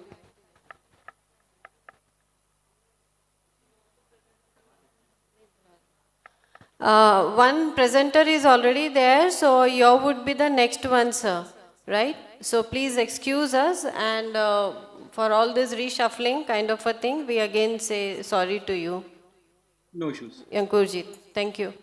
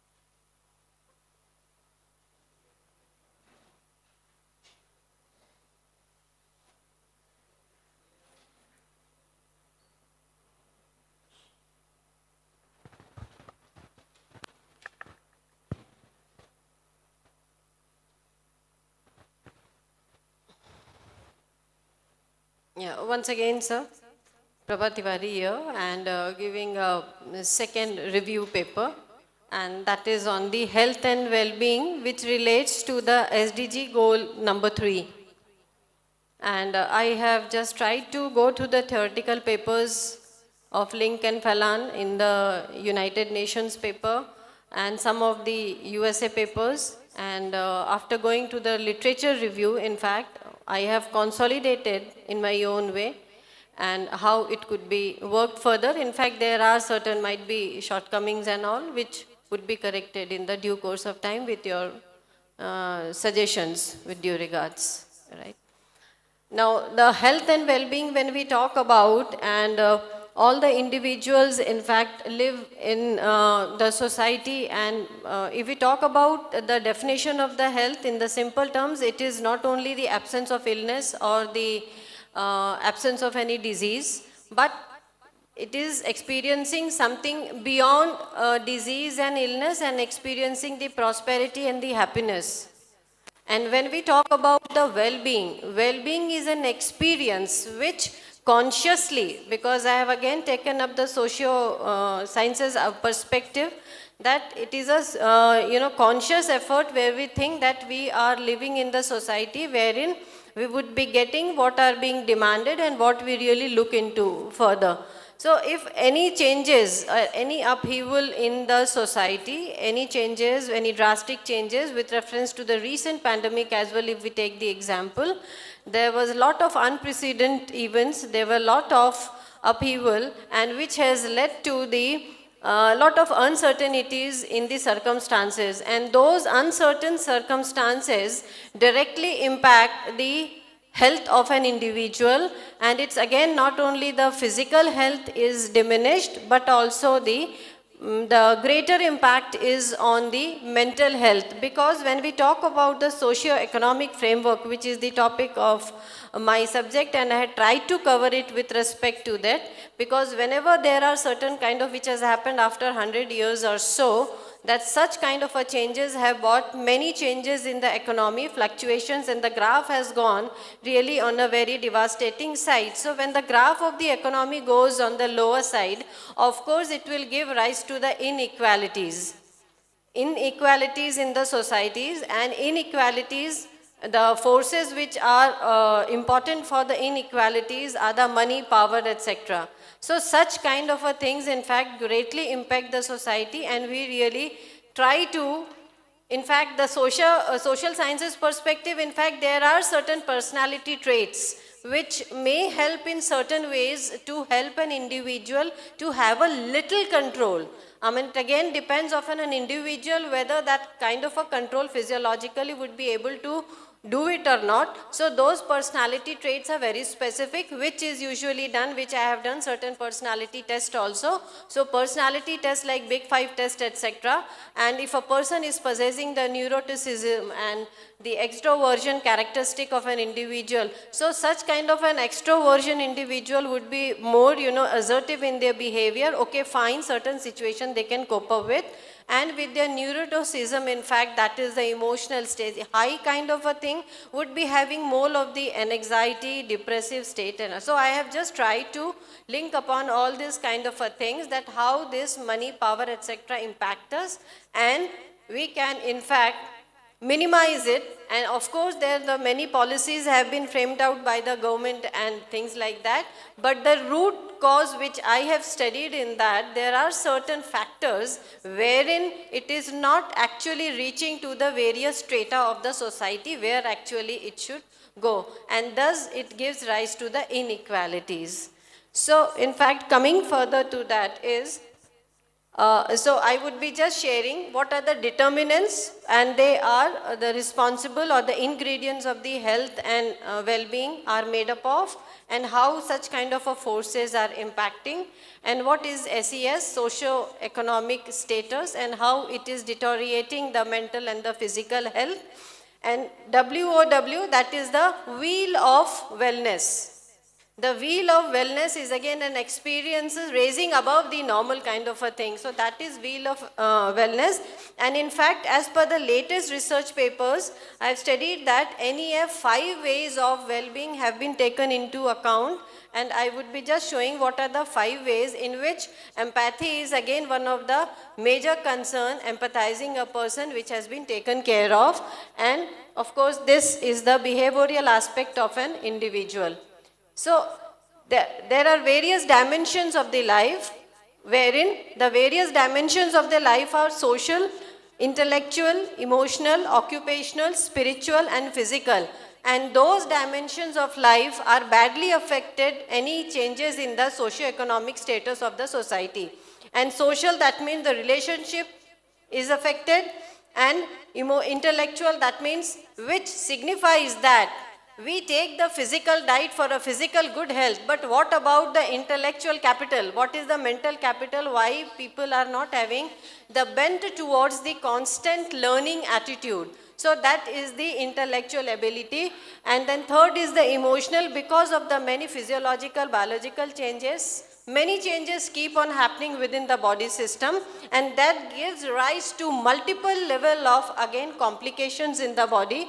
And occupational, of course, when a person is working in any organization or wherever they are occupied for the source of generating their livelihood.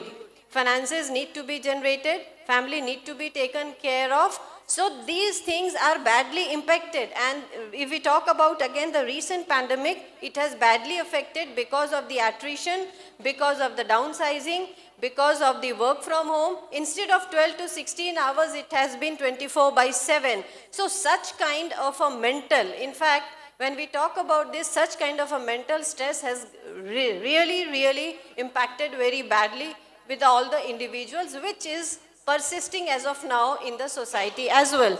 And spiritual, of course, when we talk about the mindfulness, so whether we have certain values and ethics, that depends on individual. Whether we carry it or not, that again becomes different from person to person.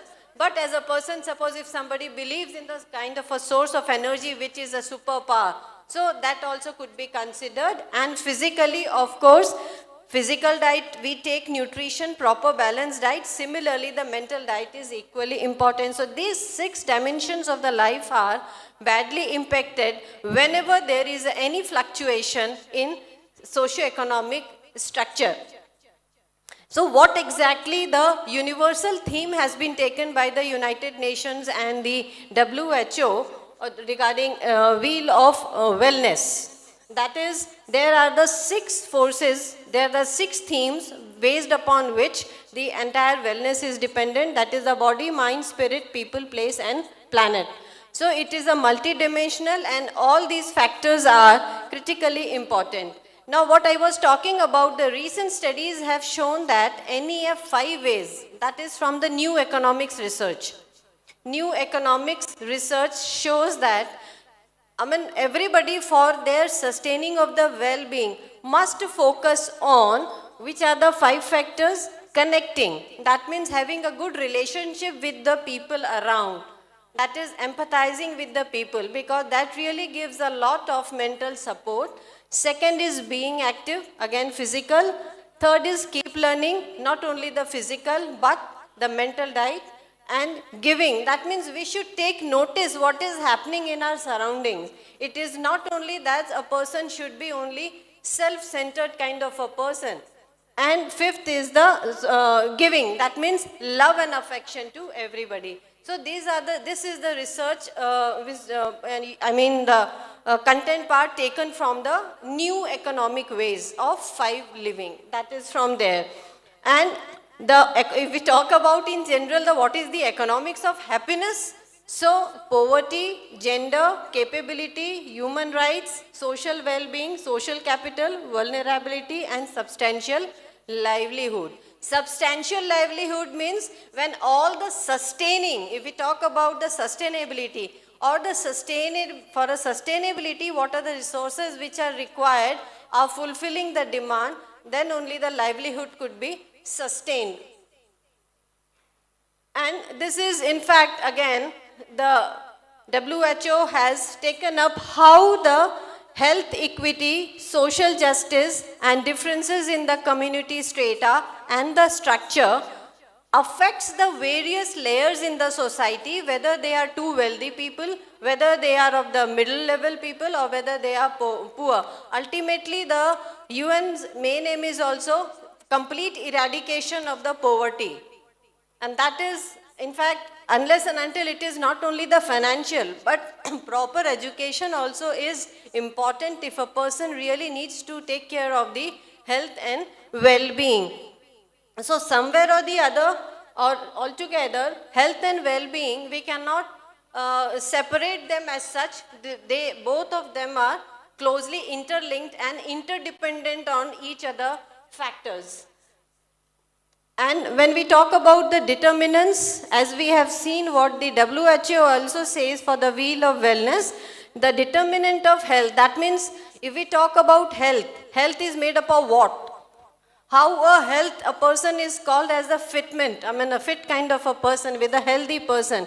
There are biological determinants happening within the body and the behavioral determinants within the surroundings and social determinants, because being a social animal, they are interacting for the relationship and for various other factors, and physical environment in which they are interacting. So these are the ingredients which are making them viable in that society. So when we talk about in fact, various research papers, and they have defined this kind of determinants. Some have classified into 5, some have classified into 6. But majorly, in fact, we follow, in fact, as per the WHO only, and broadly the framework which is being taken as the social and economic framework, and secondly as the physical environment, and the third as the person's individual characteristic and behavior. And then people have, in fact, as per their research, we have segregated into social, policy making, financial aspect, biological aspect, and the environmental aspect. So overall, these are the determinants which are affected by any changes in the economy, whether it is India, across the global. And during this pandemic, it is not only affected India very badly, but across the globe in maximum of the countries, the economic fluctuation has been very, very challenging. Now, when we talk this, this data has been not copied, but yeah, after going through the study and reviews, in fact, I was talking about that what is SDOH? Social determinants of health. Why, which are the factors which are really getting impacted by the change in the economy? So these are the factors: the person where they born, they live, they grow, they work, age and workship. So these are the social determinants of the health which has been taken. And in fact, such when money, resources, etc. impact on it, it leads to the inequalities. And inequalities, of course, is one of the major reason wherein it leads to the bad health. And not only the health, but their poor education, their poor awareness about the facts and figures, their particular knowledge. So all these are the cumulative factors which give rise to the gap of the inequality to a much greater extent. So in fact, the UN chief Antonio quotes that income disparities and a lack of opportunities, he writes that, are creating a vicious circle of inequality and frustration and discontent across the different generation. That means everything is interlinked, and that is a vicious circle. And once a person gets trapped up, it becomes really difficult unless and until proper policy makers should not penetrate and take care of that. So in fact, this I just tried to figure out that how the inequalities make changes when there is a substance abuse, a person is having lot of anxiety, depression, and full of other ill health conditions. Then a person, and we talk about as a human tree. So it gets affected, but if it is not, then it flourishes. It flourishes with a good health, inclusive of everything. So income does make difference. Social status, social protection, the forces which are incorporating are education, unemployment, health services, job security, food, working conditions, and various other amenities. So these are the forces which are majorly impacting. I would like to skip one or two slides, and coming on to the social sciences perspective, which I was trying to figure out. And in fact, a lot of studies still need to be covered up in these topics, like how the neuroticism, extroversion, and emotional intelligence can be helping if a person really wishes to take care of the good health in a sustained condition. That is relates to the positive psychology. Because I have read this, taken the reference from the book of Seligman, the psychologist, a Canadian psychologist. He is a father of the positive psychology. And he says that if a person feels positive about it, of course, everything would be moving in a positive direction. But if the things are taken up into the direction of, okay, not to be understood, not to be taken, that kind of a pessimistic kind of a solution. So a person cannot recover from that particular kind of a illness or ailment conditions. So he says that in fact the high neuroticism associated with a range of detrimental health outcomes, including the lower subjective well-being, depressive symptoms, anxiety, mood, substance abuse. So how it could be done? Like a person should always, when certain physiological changes are happening, how to cope up. So whenever certain such changes are happening, we really have to keep ourselves on the little upside, a little on the higher side, so that we should not have down feeling with such kind of a negative ailing emotions. Second comes up as the extraversion also, wherein extraversion are, as if we talk about the personality trait, they are the confident, a little outspoken person, and such kind of a people are having feels that they are more competent because of their confidence level is on the higher side, and assertive behavior is very strong with them. So once a person is more assertive, and if a person is having certain kind of an ailment, so with assertiveness, the person would be trying or putting efforts, that is here develops up with the coping skills. The another skills which are defined as the behavioral coping skills, and coping skills come in picture wherein they put in effort so that they overcome such kind of an ailment. So this also was tried, though much of the, again, detailed study need to be covered up out of that. And third is the John Baden's test, big five out of this it has been taken. And emotional intelligence, of course, emotional intelligence is the mastery in understanding the other's emotion, having empathizing the other person, when we talk about the connecting to a person. So after all this, my findings to this all study was, which I tried to, and still there are certain limitations beyond which we cannot proceed further. If we try to more minimize the gap with regards to the healthcare, because healthcare, proper healthcare system never reaches to the, it never downpours in a proper manner where it should reach to the, that strata of the society. So there is a big gap. And the policy makers, in fact, may be taken care of to have to reach to that particular strata of the society where the awareness has to be spread properly for the education, for the hygiene, for the healthcare, and especially to the lower level. And third is poverty eradication, which already is one of the strong goals of the United Nations SDG goals, and focus on minimizing the inequalities. Because if certain changes in economy to the wealthy people, only few deficit would be visible. But with respect to the poorer side of the people or with the lower strata of the people, there would be a deficiency level would be on the higher graph side. And raising the employment, because knowledge really need to be taken care of. That capital is missing still with the young generation as well because of the social media negative impact, which is more prevalent rather than the intellectual capital. And next is economy and well-being. They are in fact reinforcing each other. If one is okay, another would be forcefully would be there. So this way I try to find out and summarize with the findings.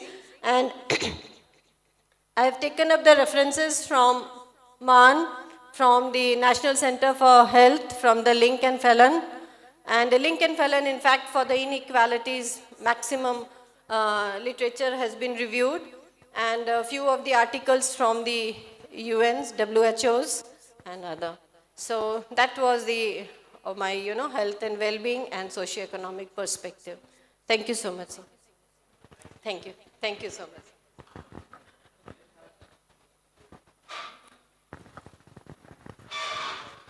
Thank you, ma'am. Now I would like to next presenter, Dr. Ankur Saxena from National Institute of Fashion Technology, Jodhpur.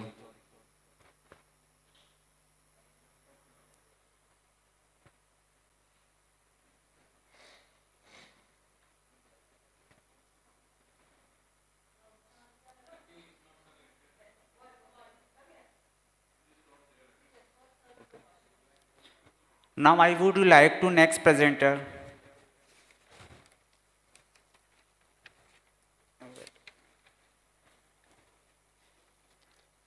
now I would like to our next presenter, Dr. Dilip Rupale from Chameli Devi Group of Institution. So please come.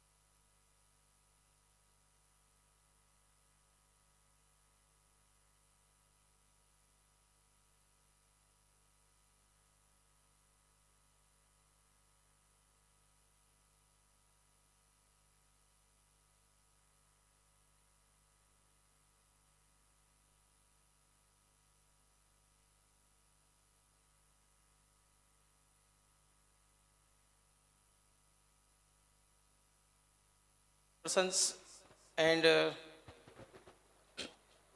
my guide, Dr. Suhas Dande sir. Today I am presenting a research paper on study of customer satisfaction towards railway services provided by Western Railway.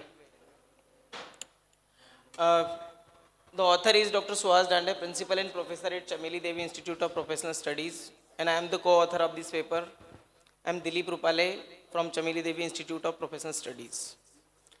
Now I come to the introduction of the Indian Railway. Indian Railway is the fourth largest network in the world, and it is popularly because of cheapest rate of fare in Indian Railway. Indian Railway comes fully under the government and Ministry of Railway. There are 17 zones under Indian Railway, and one of the zone is Western Railway Zone, and there are 6 divisions under Western Railway Zone. I have taken only Ratlam Railway Division. Okay. Now come to the ROL, Review of Literature. The first, Dr. Priyadarshini said in 2020 that staff and attendant or helpers can appoint for each and every coach. मतलब हर एक coach के लिए, हर एक डिब्बे के लिए हमें अलग अलग स्टाफ अपॉइंट करना चाहिए ताकि हम सभी कस्टमर्स को इजीली सर्विस प्रोवाइड कर सकें. Second one, Dr. Bikramjit said in 2015, service quality can be evaluated in terms of customers, perception. So, if we evaluate service quality, so we can provide good service to passengers or customers. Dr. S. Gandhimati said in 2013, Indian Railway should improve the quality of catering services. The catering services is a most important factor in the service provided by Indian Railway.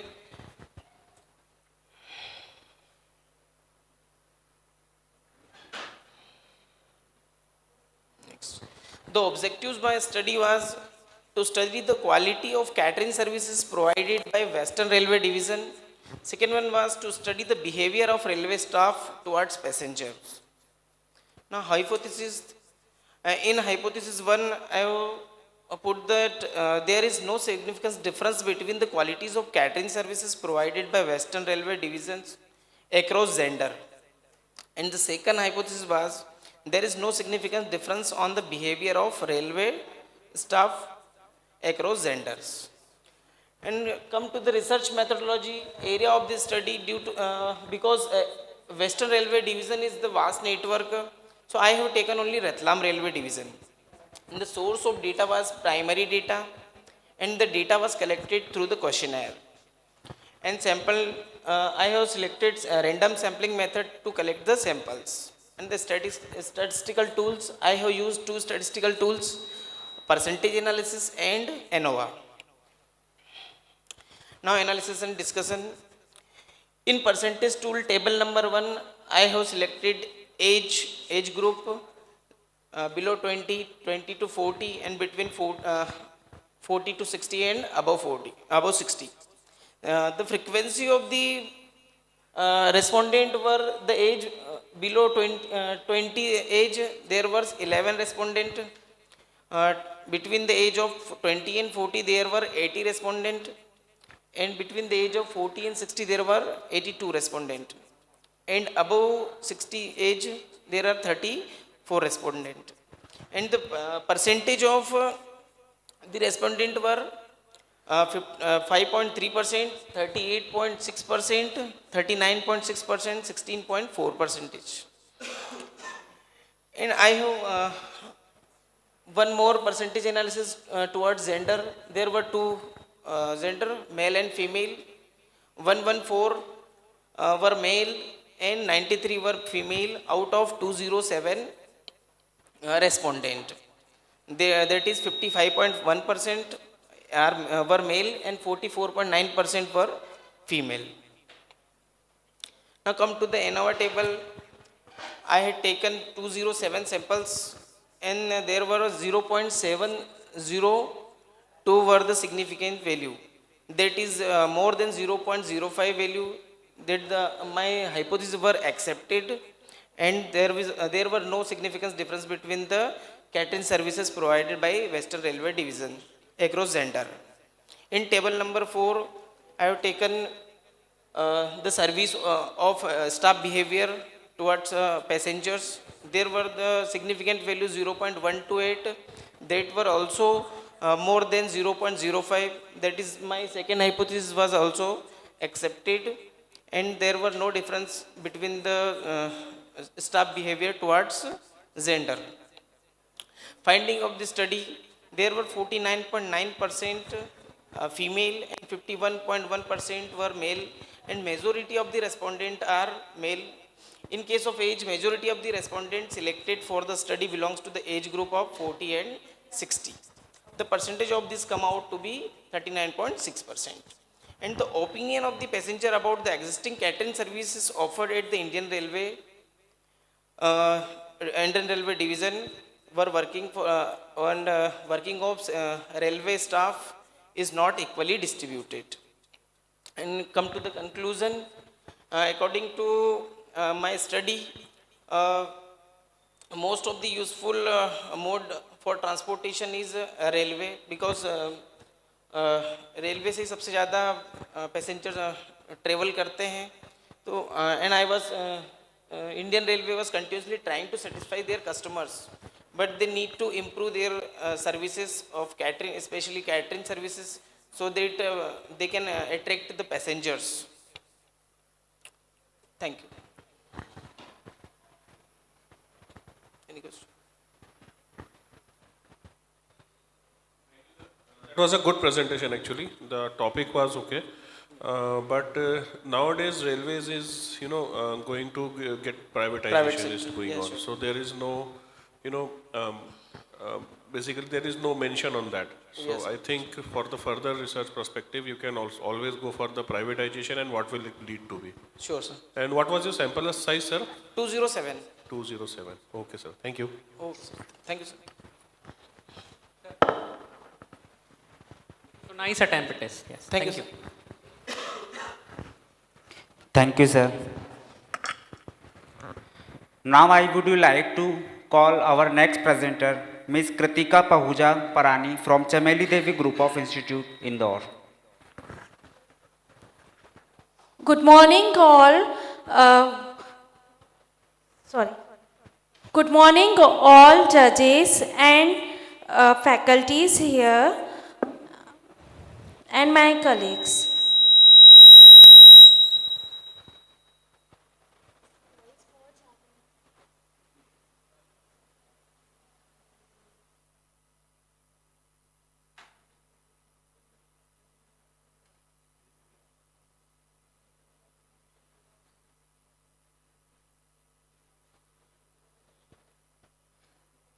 My topic is a comprehensive study of factors influencing customers' decision regarding retail loans.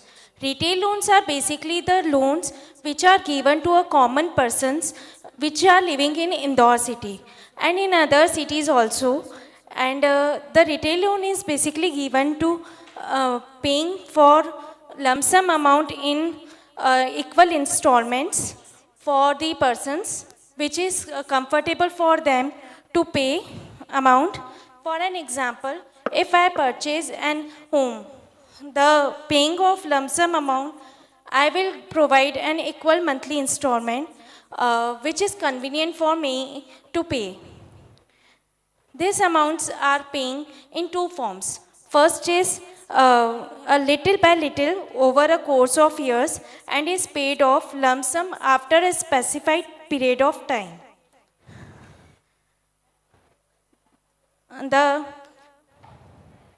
For this paper, I have review from some literature reviews.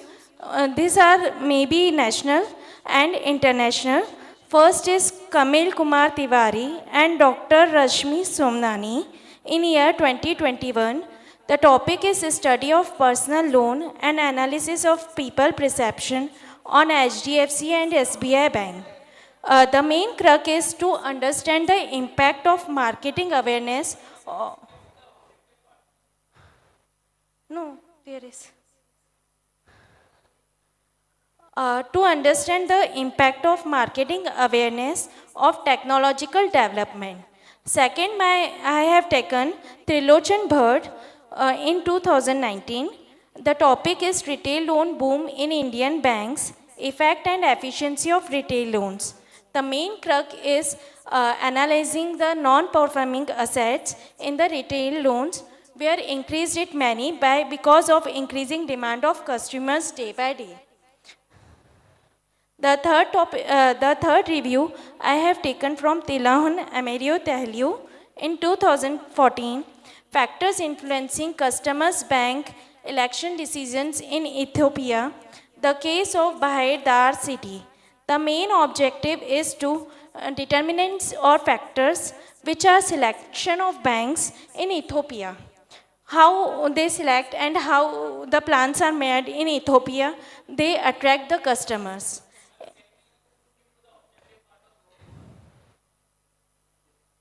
The main objective is to study the factors which affects the customer's decisions regarding retail loans. The scope of study is that there are many offers for customers which attract the customers to buy the retail loan. But without knowing the proper condition, they take a retail loan. And the factors which attract them, sometimes they are beneficial for them and sometimes they are not beneficial for them. Sometimes they repay the loan amount fully and sometimes they skip the installment amount. This increases the buying power of many persons in purchasing regarding like car, luxury items and other things. The nature of my study is descriptive in nature. I have taken location of study in Indore city. The sample size is 80 respondents. The sample process is random sampling technique. Data type is primary and secondary data as well. And data is collection for primary data. I have made structure questionnaire. And for secondary data, I have taken so many research journals, books, websites, and published records. For statistical tool, I have just taken frequency percentage tool.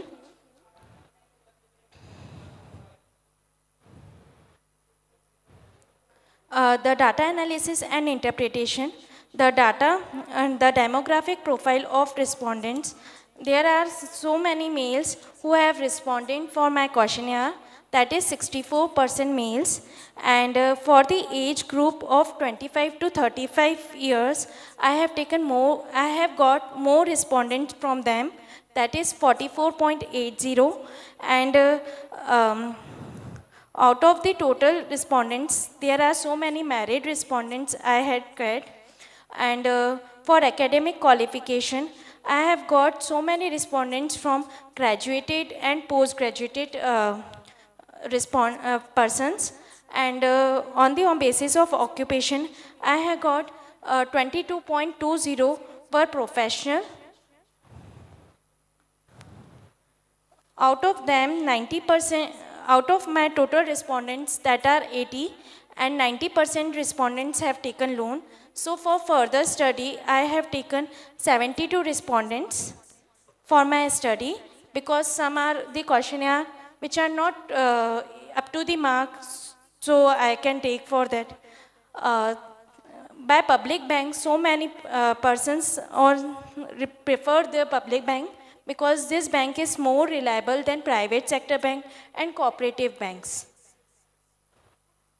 Home loan is taken by so many persons because all these small other loans, they can fulfill the conditions, and educational loan is the major and home loan is the major. In my study, I found. The factor which influence the mostly respondent is interest rate, and second is less insistence on security, which is provided by private banks. The choice of finance is selected through printed media like 6.68% by SBI, SBI Bank. They are giving their hoardings on roadside. They attracts the customers mostly to buy a home loan from SBI Bank. The finding is that public banks are mostly preferred by the respondents because it is more reliable. And I found that the major factor which attract the customer is interest charge. And the third factor is major all the types of loan.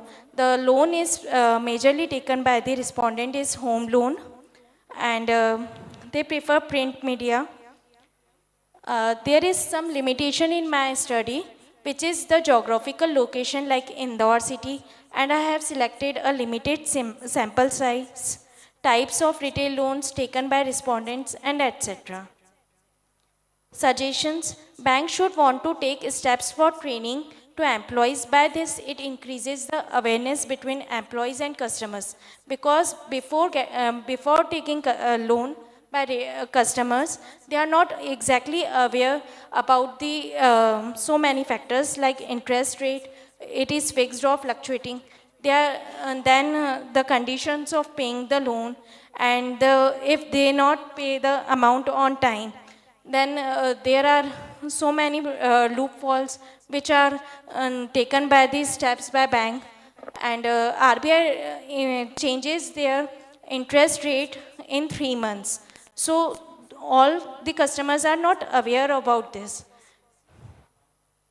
which in later time they have to take cumulative interest.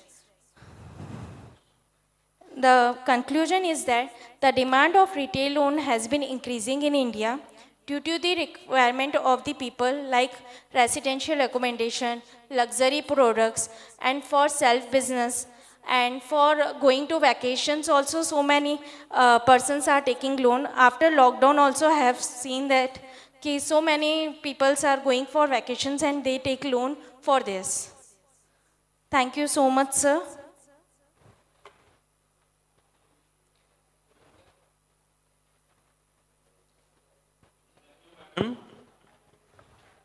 Uh, what's your name?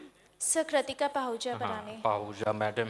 It was wonderfully delivered, but whatever I see in the context of loaning, especially in USA model, the new, flexible financial plan, FFP, it is recently, introduced. It is a USA model. It should be explained and it should be embedded into this research paper, because the need of hour must be explained.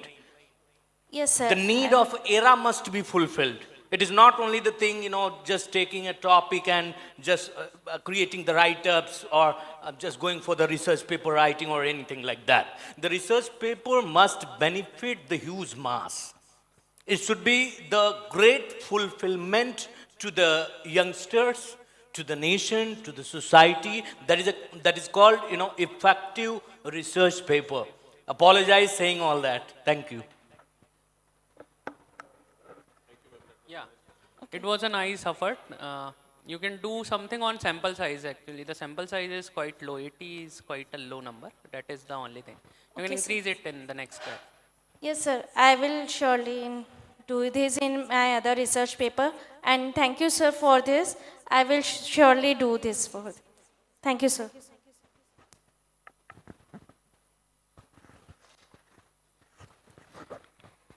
Thank you, ma'am, for giving your valuable insight on the topic of sustainable development. Now, I would like to call our next presenter, Dr. Ankur Saxena from National Institute of Fashion Technology.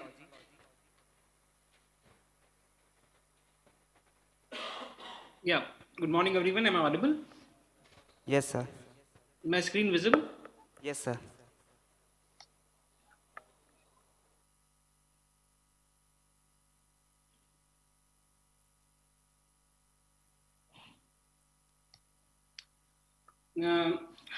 Very good afternoon to one and all present here, the organizers and all listeners. Greetings from NIFT Jodhpur. Today I am here to present one of my research topic, which is a part of my one of the project where we have developed a tool for carbon emission technique and make a strategy for fashion industry of a particular geographical region.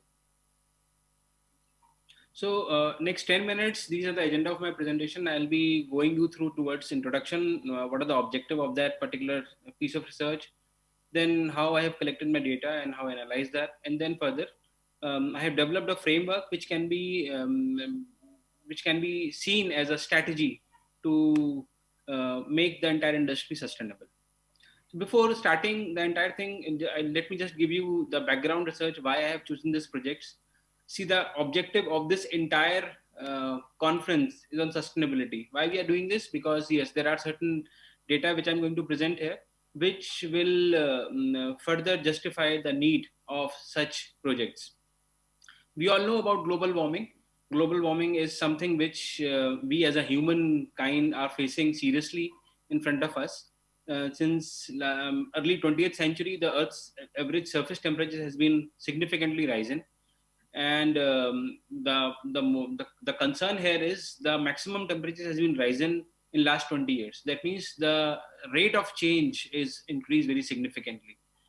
It has been published that in next 50 years, it will be further risen to a very, let's say, 2.9 degrees centigrade, which is a very critical and dangerous situation for the entire human society. It's also been published that the main reason of this entire phenomena is because of greenhouse gases production of human activities like industrialization, deforestation, etc.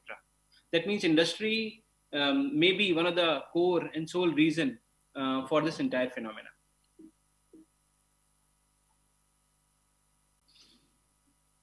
If we talk about emission level, Indian context, 85 gigatons emission COG greenhouse gas emissions were emitted in 2018, and the important part is total 196 countries.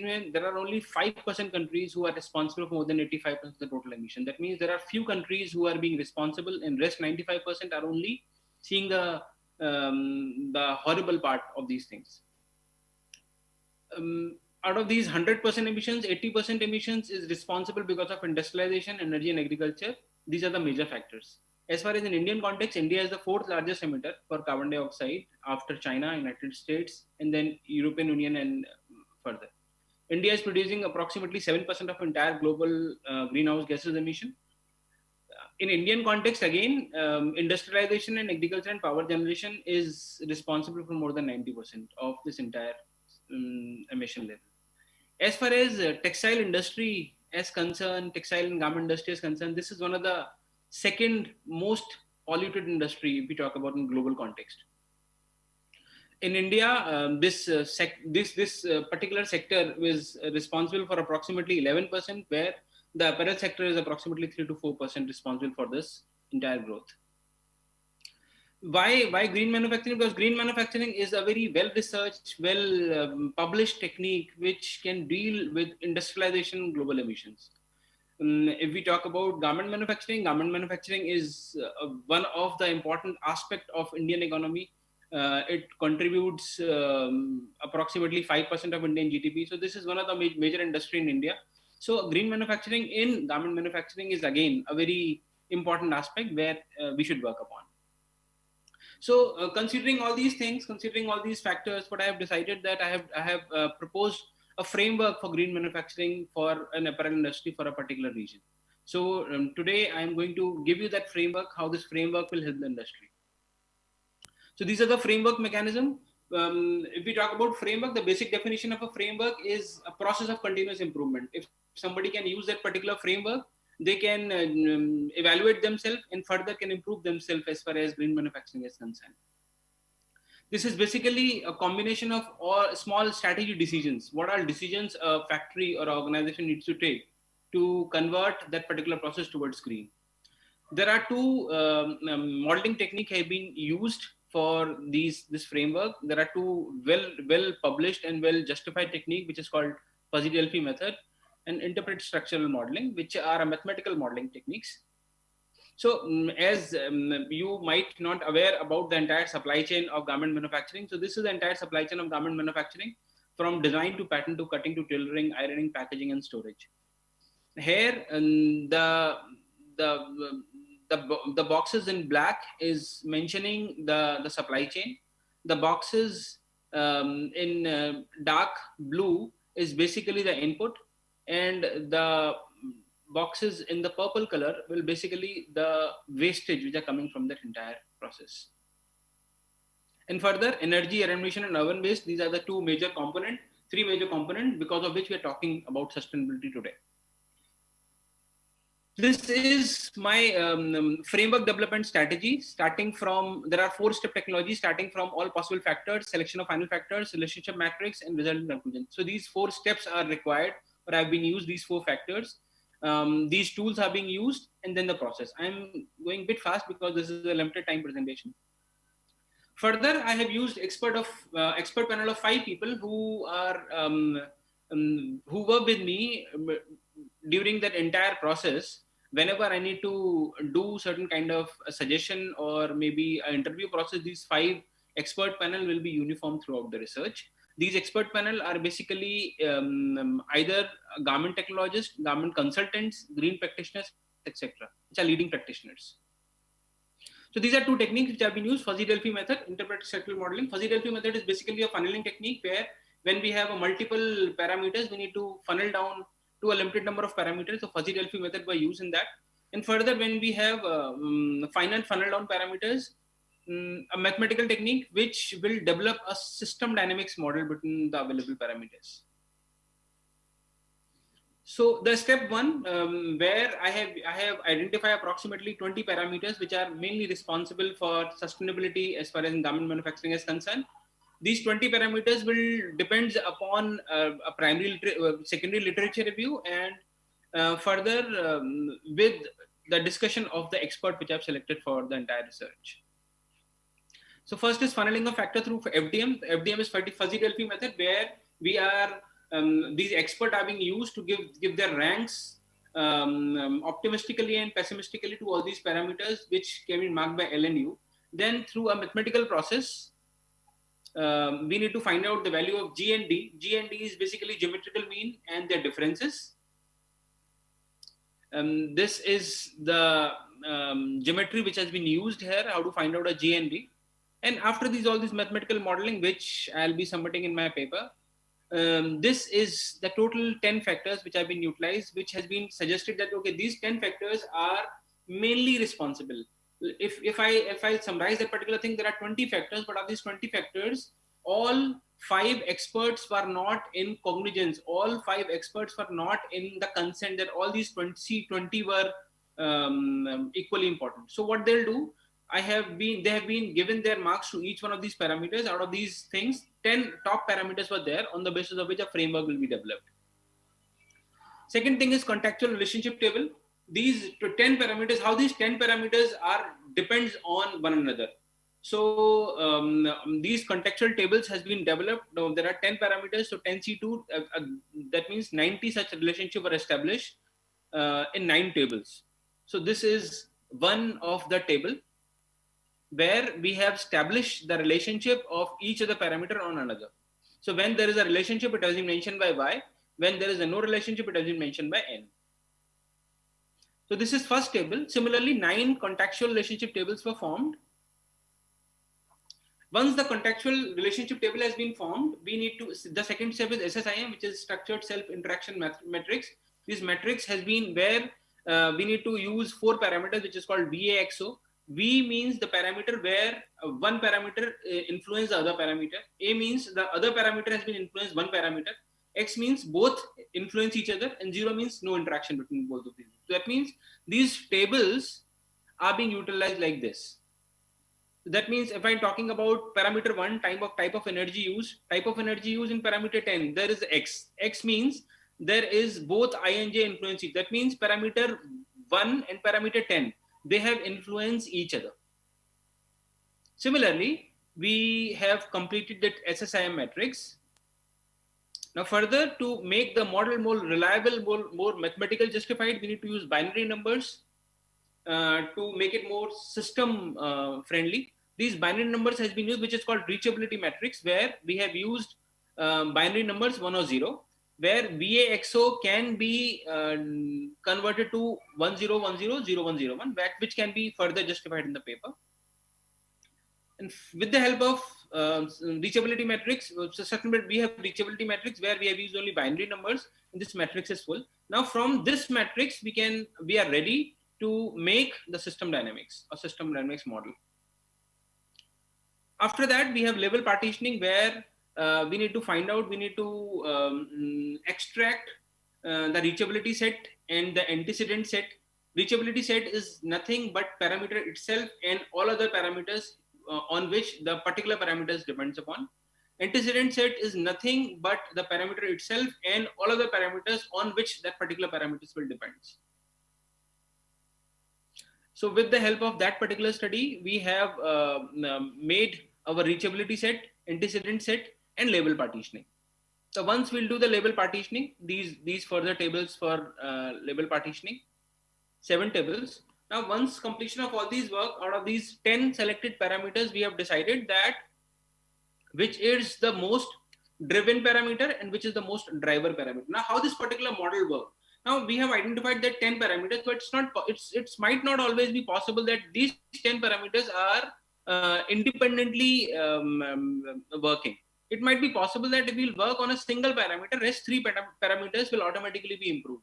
So the whole objective is to find out that which is the most driver parameter. Once you improve the driver parameter, the other driven parameter automatically improved. So you need not to work or waste your energy and resources to the most driven parameter. So this is how the particular matrix is working. So here, the 10 parameters which we have justified, government norms and the industry regulatory framework were known to be a most driver parameter. That means all resources and energy and effort should be, let's say, spent on government norms for industry and regulatory framework. Rest all might automatically be improved. Competitive strategies and brand building is the most driven parameter. That means any particular organization will not take a strategic decision which will be depends upon competitive strategies and brand building. They can improve the other strategies, and these strategies can automatically be improved upon. Now this is a system dynamics model, how it looks like. A further representation. So the conclusion is, yes, in first of this part of research, it has been observed that the industry is not aware about sustainability aspect. So this kind of model is required. The industry is facing a lot of challenge in terms of sustainability, a lot of, let's say, fight, a lot of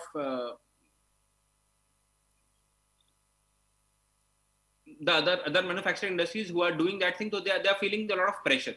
So yes, that particular framework is really required. The framework has been given the 7-phase framework where the necessary decision on the basis of framework should be taken. Now again, this framework, the next, let's say the next in the studies, this framework has been tested to the industry. So the future scope is this framework will be required to be tested to some of the manufacturing industries, and then we'll see what are the possible results of this framework. Thank you so much. Okay, Ankur sir, this was a very nicely presented paper, and this match up with the conference topic also, Thank you. which is sustainable development goals. So I have just 1 or 2 questions actually. Have you published it somewhere in a good journal, or it is just in a presentation mode right now? Yes. See, this is not the entire work. The entire work was thoroughly published in 4 or 5 good journals of international journals like Springer and all these things. So this has been well published, but this is a small work. So I thought that let's present this work here. And Ankur sir, one more thing, have you filed any patent around this framework which has been developed? No, actually this framework has not been tested yet. So I'm in process of testing it first. Once the framework is tested, I'll definitely go for a patent. Yeah.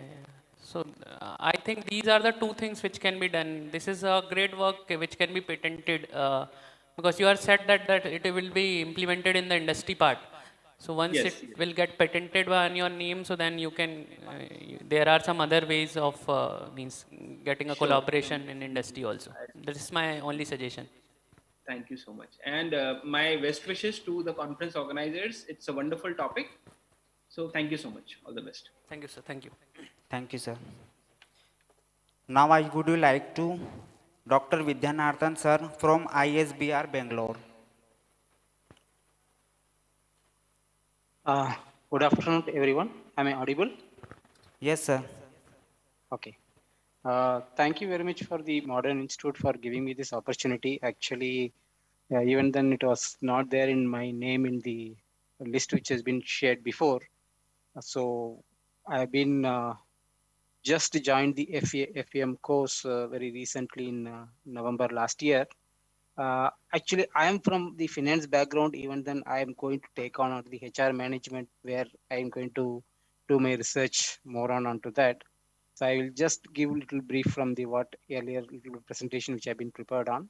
So I have not done any much analytical things as of now because that's all going to start from the subsequent periods. So I just share my screen. Just one second.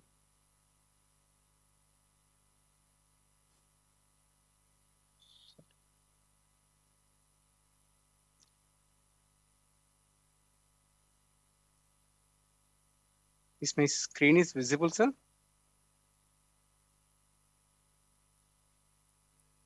Is my screen is visible? Hello? Sir, it is visible, yes. Okay, thank you. So basically, I will slightly touch about on the HRM and what is the paper I have been given on that, also the key points which I will cover about it. So the HRM is basically the very, very critical to the organization in the current scenario because I am there from the IT industry, ITS industry from last more than a couple of decades and closely working with the management and the HR team. So the strategic and coherent approach is to the management as an organization most valued assets in current scenario, especially to the IT industry, because our main assets are the people. People is basically what we are been driving on onto that. And today's scenario, there's a very much crunch is there in the market, and everybody is having poking each other, and it has become very very tough to retain the talent, and that is what the entire talent acquisition teams are getting into current scenario from the last 7 8 months, and this is going to be there for more for subsequent period also because of the current war situation. The people are moving from other countries to basically to Russia, and Ukraine people are looking as a opportunity to India as the talent pool to move on and ensure that there is no problem to face on onto the current whatever the running things are happening. That is what the every day and out in the papers which has been coming on onto currently. The HR system is having on onto that philosophies, basically the values and guiding the principles and strategies, policies, process, practice and programs. These are all the main key factors which is the HR system is currently working on onto that. And the models on the HRMs, basically the mission school model, which is the matching model between the what is the talent available and what is our requirement and kind of it, and then integrated parts towards the hardware school model, towards strategic visions and the central philosophy. When we look on to that, it is further to go on to that magnesium model. What will be the selection will become as a performance management, rewards, performance and development. This is what the one of the each other which will be currently looking on to that on a daily basis. And the elements is basically the selection, appraisal, rewards, and development. This is the four key elements which you can look on to the HRM perspective.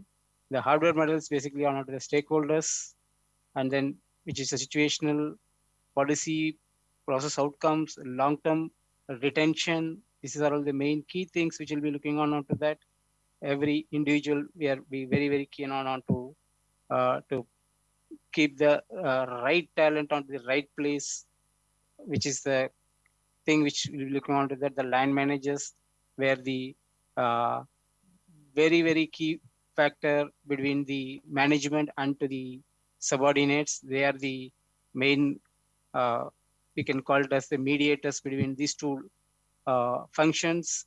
The personnel has the mission of setting the policies that govern, which will be easily understandable, usable to all the people in the organization. Should be a friendly, where they'll be looking on onto that when they're setting up the any of the policies, when the HRMs are doing on onto that with the stakeholders, basically with the BUs and the top management, everybody, they will be keeping on to the certain things will be on to the global kind of policies, certain things will be on to the restricted to the local policies where they wanted to do it, because it will be a due to the cultural change or due to the statutory change in the respective markets, what it is there, that is where they will be put into that kind of things when they are making the policies. The aims is basically on the organizational effectiveness, human capital management, and knowledge management and reward, which is the very, very key, because that is what the people retention can be enhanced, motivated, and keep them to be on to that. And especially in this pandemic, last couple of years, the people we have been basically always away doing from the work from home or whatever they get, but still their productivity has got increased compared to what it was in the earlier. And the people who are being telling the productivity reason is beginning is they are not in a they don't want to travel, which the travel time which they have been effectively putting on onto that, the travel stress what is there, especially in Bangalore, for covering 10 kilometers they have to spend around an hour to come to the office and kind of things, which is they feel, because they're not getting stressed out on that. That is where we are able to perform well. And the only thing is they can able to uh, interact with the various across the global on their different timings where the need base which will be there. That is also very easy, because that is they may not able to spend more time in the office, but currently they have been doing with that. That is the reason the hybrid model which has been talking about well across the globe, to do that even in our organization where from I'm working on from last 13 years, they are also looking on out, they're telling 60% do on out to the work from home and 40% for the collaboration with the team, and run on out to the things, basically the team meetings, team collaboration and kind of things are more than the doing on a work in the offices. That's what they've been looking as a strategy of what HR has been driving across the globe. And HRM concept consists of mainly the four things. That is the HRM, human resource management, people management, human capital management, and the personal management. The personal management is basically to the upskill the existing talent to the current technologies, and also because the product cycles has come down significantly where I'm working on R&D We organization. move to the conclusion part of this paper. Yes. Yeah. The conclusion basically what has happens is more from the key takeaways. I'll just show it to me once again. The conclusion mainly, if you look on to that, which is are all the job performance, organizational citizenship, where they will be looking on onto they're promoting a positive work attitude with the increased overall effectiveness as a management, managers, and kind of it work on a collaboration mode where multi countries cultural things to get participate on onto that, and a person ensuring that the work of a job and the company where they fit on onto the right person onto the right job, building effectiveness, work relationships, co-workers, all these things should be looking on onto that, where which is the currently really required for the current situation. What is there, which the talent pool talent crunch has been happening into the market current scenario. So HR is a very, very key function, and they have been struggling very hard to, one way the business partner team to retain the talents, and another way to CNB is working on it, how to compensate and try to retain the good talent, because every person whom will be an attrition will be losing on after that will take 5 to 6 months to replace the person, as well as to bring on onto that kind of speed, say where they'll be losing on onto that. Sir, a very nicely presented paper. You have taken the framework from Harvard Business School, if I'm not wrong. Yeah. Yeah. Yeah. And then you have reviewed it according to the things. But, You can always go for an empirical thing when it comes to any framework, when you are adopting any framework. So you can take up data from a primary resource and then you can check up that this framework is suiting to that particular scenario or not. This is, Yeah, that is what I'm going to do it from the May when my second sem when it's been starting on onto that. Definitely I'll be taking that into that. And thank you very, very much for giving me this opportunity to, that is my first presentation from the research perspective, even though I've been doing more from the corporate side. And thank you very much for Modern Institute for giving this opportunity. Thank you, sir. Now I would like to call our next presenter, Dr. Ankita Sharma, National Institute of Fashion Technology, Jodhpur.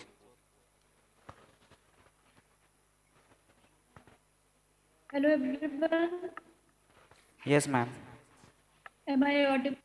Yes. So good afternoon everyone, one and all present here. I am Dr. Ankita Shrivastava and I would like to, yes, other participant is sharing the presentation. Can you please? I'm closing. Yes. So I'm sharing my screen here.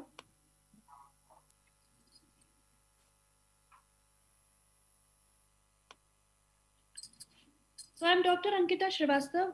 I'm working as an assistant professor in Department of Textile Design, National Institute of Fashion Technology, Jodhpur. That comes under the Ministry of Textile, Government of India.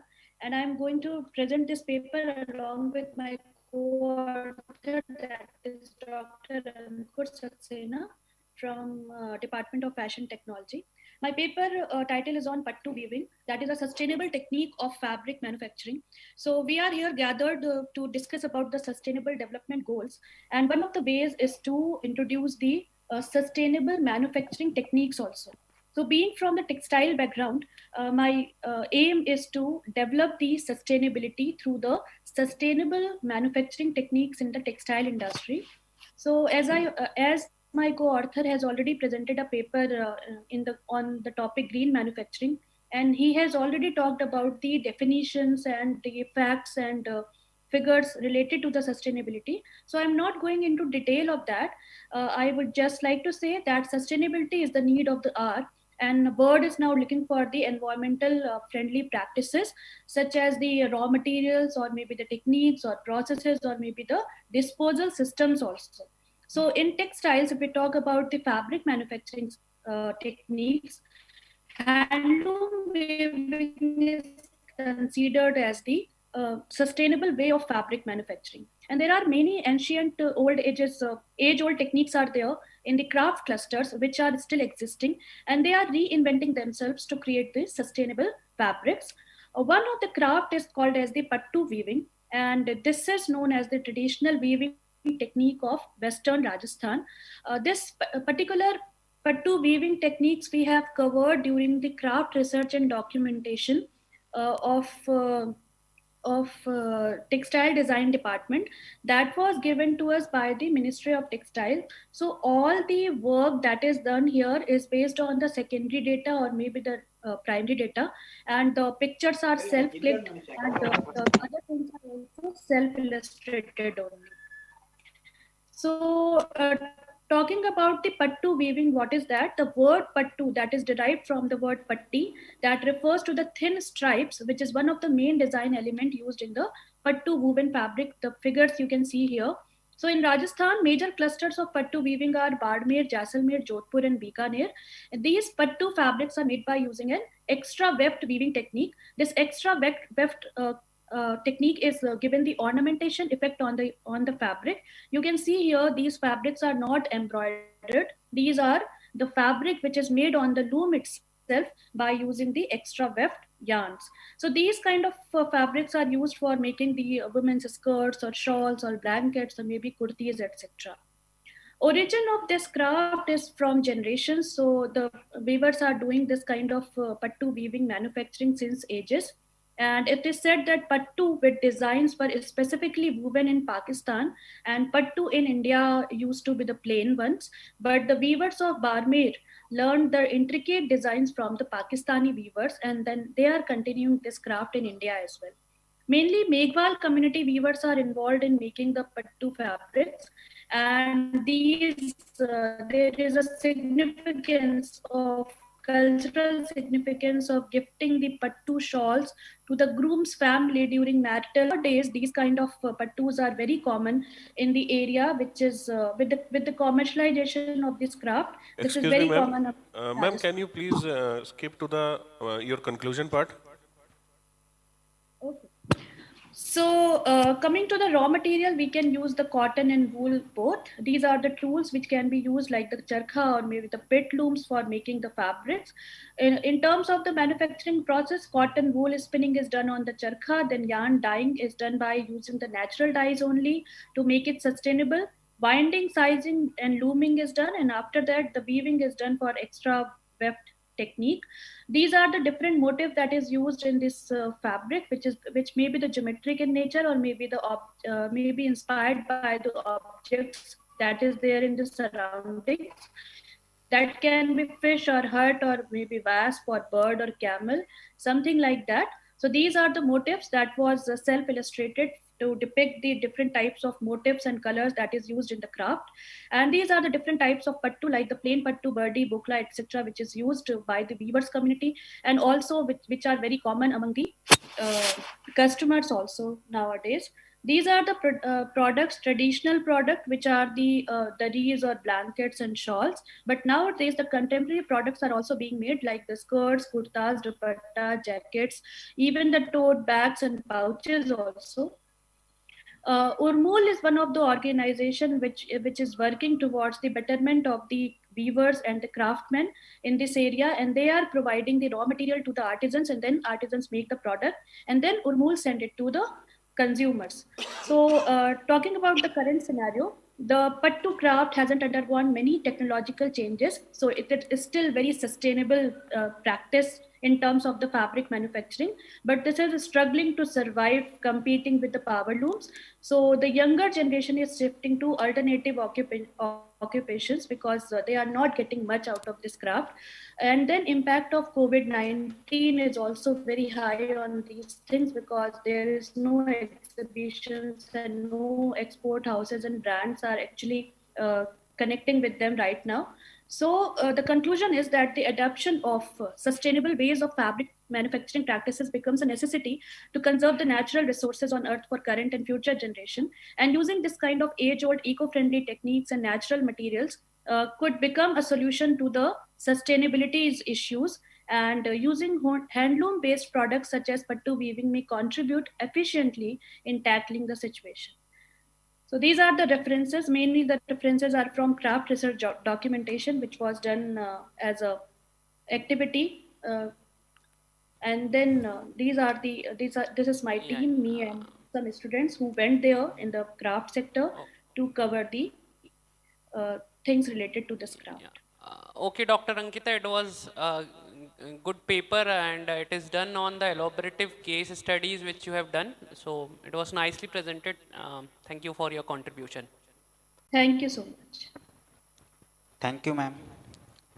I would you like to our next presenter, Dr. Ankita Malvi, ma'am, from Government College, Pitampur.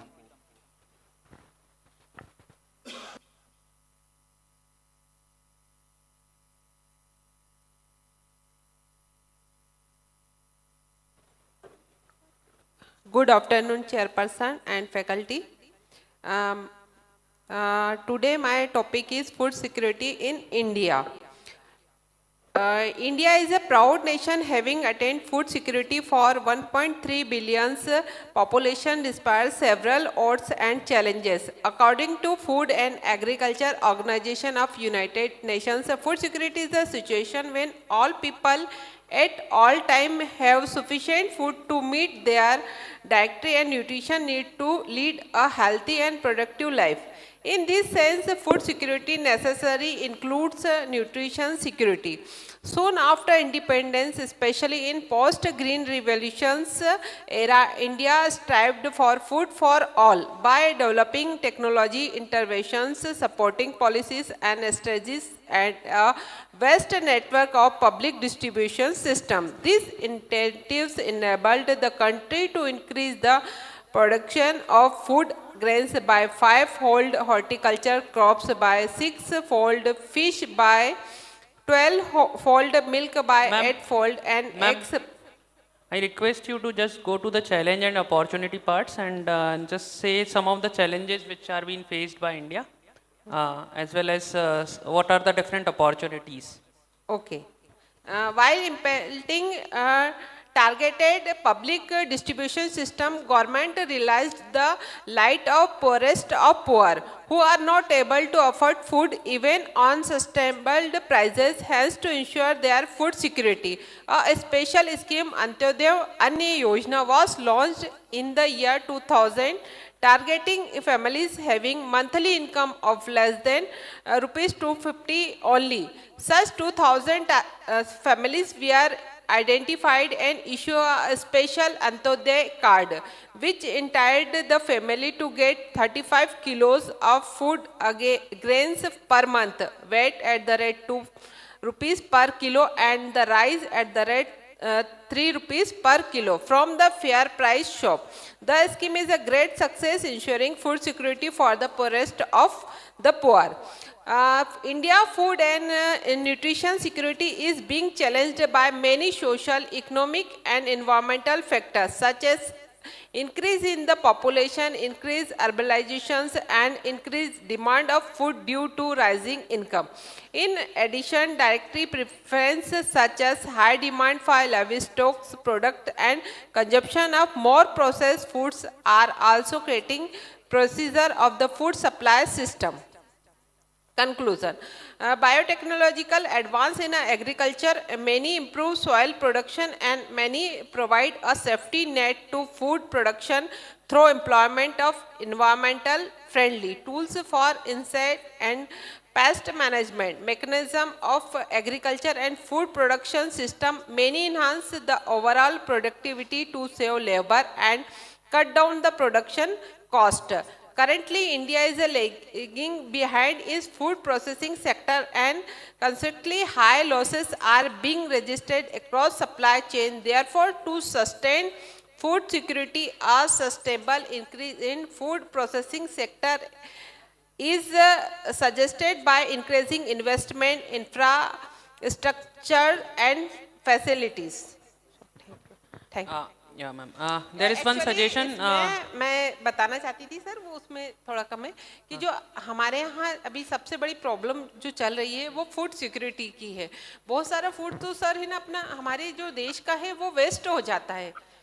हम जितनी हमारा production होता है उसके लिए जो 2014 में food security act लागू किया गया, उसके बाद दो चीज़ें महत्वपूर्ण हुई. सबसे पहले यह रही कि हमारे जो गरीबों को जो अन्न मिलना चाहिए, कुछ लोग ऐसे हैं, एक पहले क्या था कि ना गरीबों को सस्ता अन्न मिलना चाहिए था, तो सस्ता अन्न के लिए भी उनके पास पैसा होना चाहिए था, वो पैसा उनके पास नहीं था. तो फिर उसके बदले दूसरी स्कीम लाई गई कि अगर उनकी जो अमाउंट है बहुत ही कम है उनकी इनकम, तो उसके लिए क्या किया जाए कि ना उन्हें फ्री, एक तरीके से फ्री है लेकिन उनके लिए तो वह भी महंगा है, वह किया जाए. और दूसरी चीज़ जो इम्पोर्टेंट रही कि जो हमारे यहाँ सिक्योरिटीज फूड सिक्योरिटी एक्ट इस टाइप का कुछ नहीं था, लेकिन जो WTO के द्वारा कहा गया कि नहीं ये सारे एक हमारे इंडिया के नहीं, ये जितने भी डेवलपमेंट कंट्रीज हैं वह भी ना फूड पे सब्सिडी दी जाए.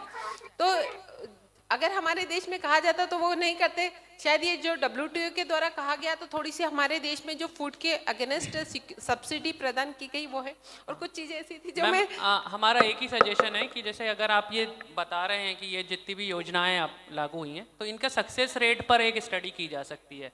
जैसे आपने बोला 2014 से ये फूड सिक्योरिटी एक्ट निकला है, तो अभी 10 साल होने को आने वाला है 2024 में, तो अपन 10 साल का एक एनालिसिस कर सकते हैं कि ये कितना सक्सेसफुल रहा. तो ये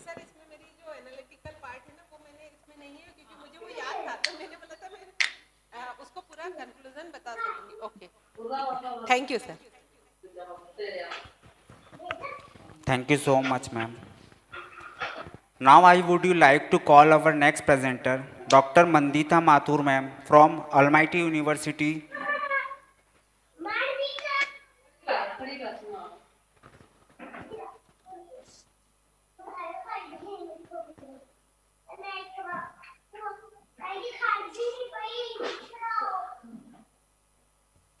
Am I audible, sir? Yes, ma'am.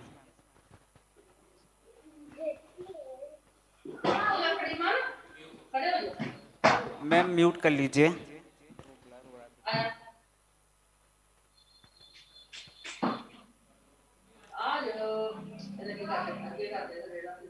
So is my screen visible? Yes, ma'am. Thank you so much. Yes. So this is Dr. Manita Matharu. I am from Amity University, Uttar Pradesh. First of all, thank you for the conference invite. And here I am presenting a bit of my work. I'm sorry, I will be hurrying up because I've been waiting from so long. My time was 11 o'clock. It rescheduled at 12:30 and now it's already about to 1:45. So I'm not going to extend the presentation, but putting certain important things before the respectable panel about my work. So the topic is understanding consumers' intention for organic food consumption and empirical study. This is the presentation plan. I'll start with the introduction, then the objectives of the study, literature review, proposed model findings, and the conclusion. And it has already been highlighted by a few of the presenters that climate change and environmental awareness is going heights, and the consumers are also being aware and they are getting concerned. Because of such concerns and their environmental awareness, there are a lot of changes in the consumers' taste and preferences and consumption habits. One of the consumption habit that I have focused my research on is the consumption of organic foods.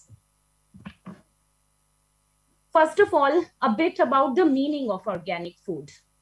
These are the products which are biological, which have greenness and environment friendliness during the production. So that means these are the food products which are processed or produced without using any pesticides or any other kind of organic chemicals. For example, organic pulses, organic fruits, vegetables, herbs, or spices, we can take an example. These products are very common nowadays in developed countries. They were in India also, they are catching the and getting the attention of the consumers. This is the picture of organic food consumption in India. As you know, the food retailing in India has been very unorganized, and Indian consumers used to spend 90% of their food spending on home food. And now this particular thing has fallen down with the time because of course, their change in the attitude and lifestyles. We're starting going out and eating out. But a good amount of the people that have been identified from these figures are ready to pay a premium and do not mind paying any extra amount for good food products which are beneficial for their health also. Now, what is the need of this study? The thing is, Indian food market, the organic food market in India is still at the nascent stage. The consumer-oriented approach is required in order to understand the organic food market in India. Although there are a lot of studies that have already been done, but many of these studies relate to the developed countries where already the people are very knowledgeable and they are much aware about a lot of things, health benefits, etc. about the food. But in India, the consumers have started understanding the importance of health, that too post-COVID. So after the post-COVID scenario, the consumers are also getting high on the health conscious behavior. So one of the parameter that I have taken into account is that also. With that, there are two important research questions that come up that are, what are the variables that actually influence the attitude and behavior of the food of the organic food of the consumers, and also what is the influence of the demographic characteristics. Sorry for the interruption, madam. Can you please move to the conclusion part? Sure, I will. Can I start? Can I tell the objectives of the study?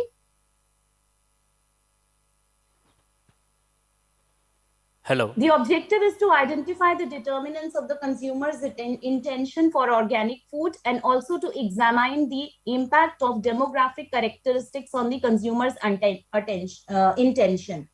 Research methodology, the Data has been collected from 120 consumers, those who have already have an experience of purchasing the organic food in Delhi NCR, and the analysis will be done by the MOS structure equation modeling. Now, there are certain characteristics or the parameters that have been identified during the literature review. So they are, first is the health consciousness. Health consciousness is basically a person's readiness to undertake health actions. With relation to the present study, health consciousness of the consumers is one of the important and a critical factor that motivates the consumers to purchase the organic food. Lots of research studies have already established this fact. Another parameter that has been identified during the literature review is the environmentalism. Of course, the environmental concern is a major factor and has been an important factor that the consumers have been taken into account while buying the green products. And a similar kind of thing that has also been seen for the organic food. One major thing that is going to be the highlight of my study is the social media information. Now, social media is going and it's catching the attention of the consumers because of the various social media platforms where the information is available.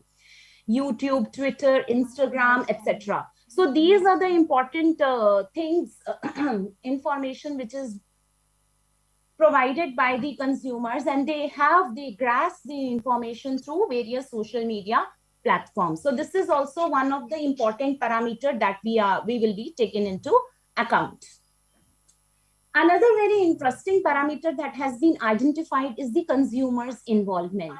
Until unless a consumer is involved and is taking much attention to the products which are organic and which are friendly to the environment, the consumers will not be having any intention to buy. So therefore, I have included consumers' involvement as well.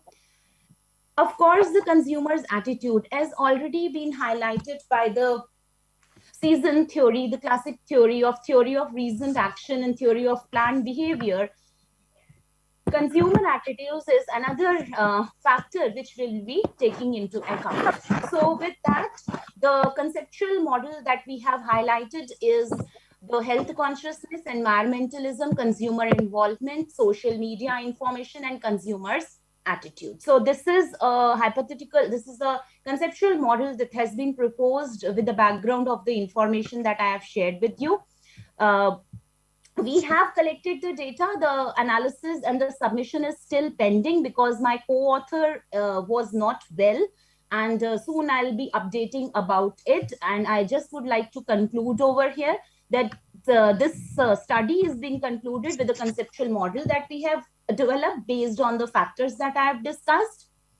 And this particular study is going to, of course, be beneficial for all the marketeers and the organizations that are working and they are coming up with more and more healthy and organic food in the consumer market in India especially. Thank you so much. Okay, ma'am. It was a nicely presented paper. We wish you all the best for all the empirical part of the study, which is yet to be done on this particular model or framework which you have given. Thank you so much. And if you have any observations, I would happy to listen to it. Ma'am, in my view and in the panel view, the paper was well presented and the factor identified are equally good. Only the empirical testing is something which will prove it to be beneficial for the society or for the industry people who are into organic industry. Yes, sir. My co-author with me was sick, and thereby it is still pending. I'm on the verge of completing this, and surely will be submitting. Thank you so much. Thank you so much, ma'am. Now I would like to call our last presenter, Dr. Harpreet Kaur ma'am from Punjab University, Patiala. Am I audible, sir? Yes, ma'am. Okay. First of sir मैं अपनी screen share नहीं कर पाऊंगी क्योंकि गांव से हूं और वो स्क्रीन की टेक्निकल प्रॉब्लम्स आ रही है तो मैं वर्बली अपना paper present करांगी.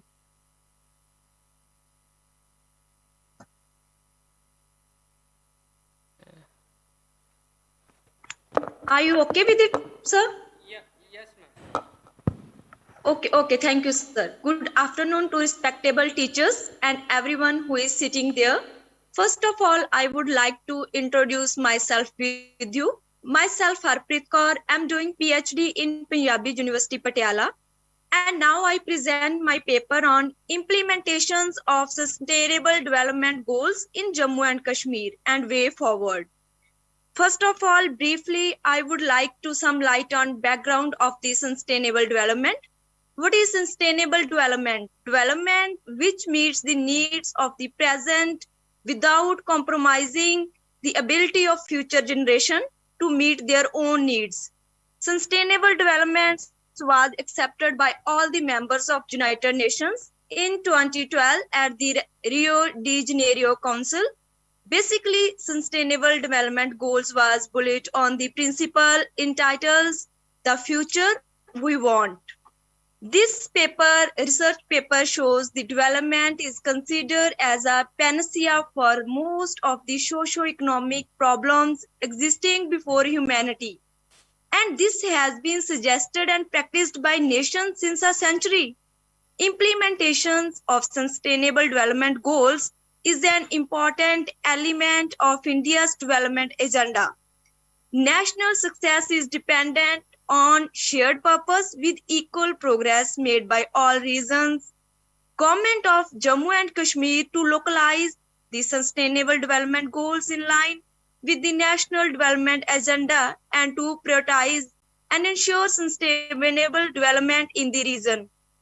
It provides a comprehensive assessment to Jammu and Kashmir's journey in introducing, advocating, and implementing the 2030 Agenda to ensure sustainable development in the state. It describes the process and system through which the SDG being institutionalized in Jammu and Kashmir and analyze the opportunity and challenges that could appear during the implementations.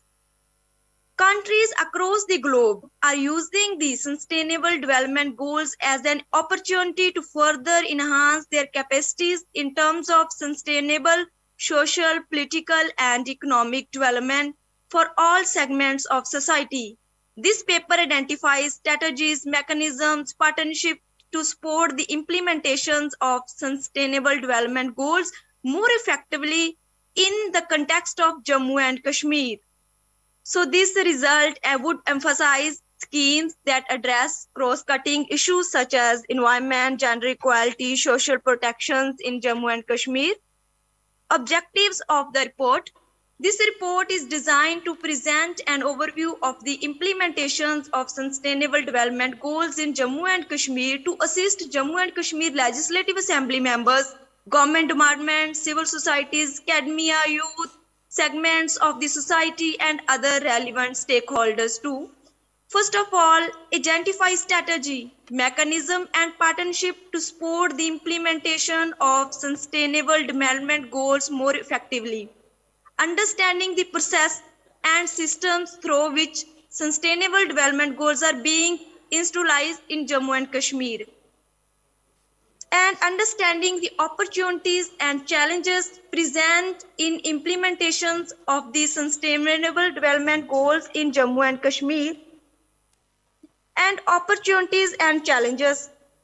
Jammu and Kashmir is committed to implementing the 2030 Agenda and all levels of government and stakeholders are Harpreet working ma'am, can you together. conclude the paper? Hanji, sure, I will. It will recognize that Sustainable Development Goals are unified and should be prioritized with the state policy and governance mechanism. Achieving the 2030 Agenda requires Jammu and Kashmir to make substantial efforts to achieve all goals. As targets and interlinked and their relationship at times conflicting, mutual beneficial, strong policies and development plannings is required to ensure holistic achievement. This is especially true in cases where achieving one target or goal may hamper the progress for another. Additionally, attention also needs to be paid to how finance are allocating for achieving sustainable development goals. Given the long-term agenda of sustainable development, all Jammu Kashmir line departments, institutions have been directed to incorporate in their planning and implementation processes. The Sustainable Development Goals reflect Jammu Kashmir's contemporary understanding that social, economic, and environmental issues can't be easily segregated as they are intervened at the global, national, as well as the household level. This interconnection in turn highlights the need for cooperation between multiple stakeholders from all walks of life, including the government, civil society, NGOs, international organizations, advocacy groups, academia, think tanks, and private sectors. Most importantly, in the end, I would like to say most importantly, sustainable development goals about inclusivity for everyone to ensure equitable development for all regions, and this means working towards achieving development for all regardless caste, creed, religion, economic states. A truly inclusive development process will help Jammu Kashmir achieve the most from the sustainable development framework while confronting all the challenges and constraints the state faces. Jammu Kashmir is confident to set the example of leading a state development goals achievers. Thank you. Thank you so much. Thank you very much, ma'am. Okay, thank you, sir.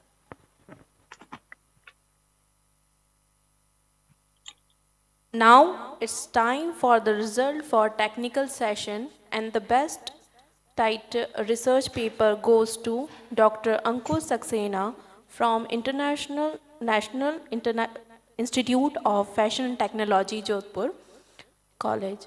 Now I would like to call Mr. Rohit Yadav, sir, for the vote of thanks.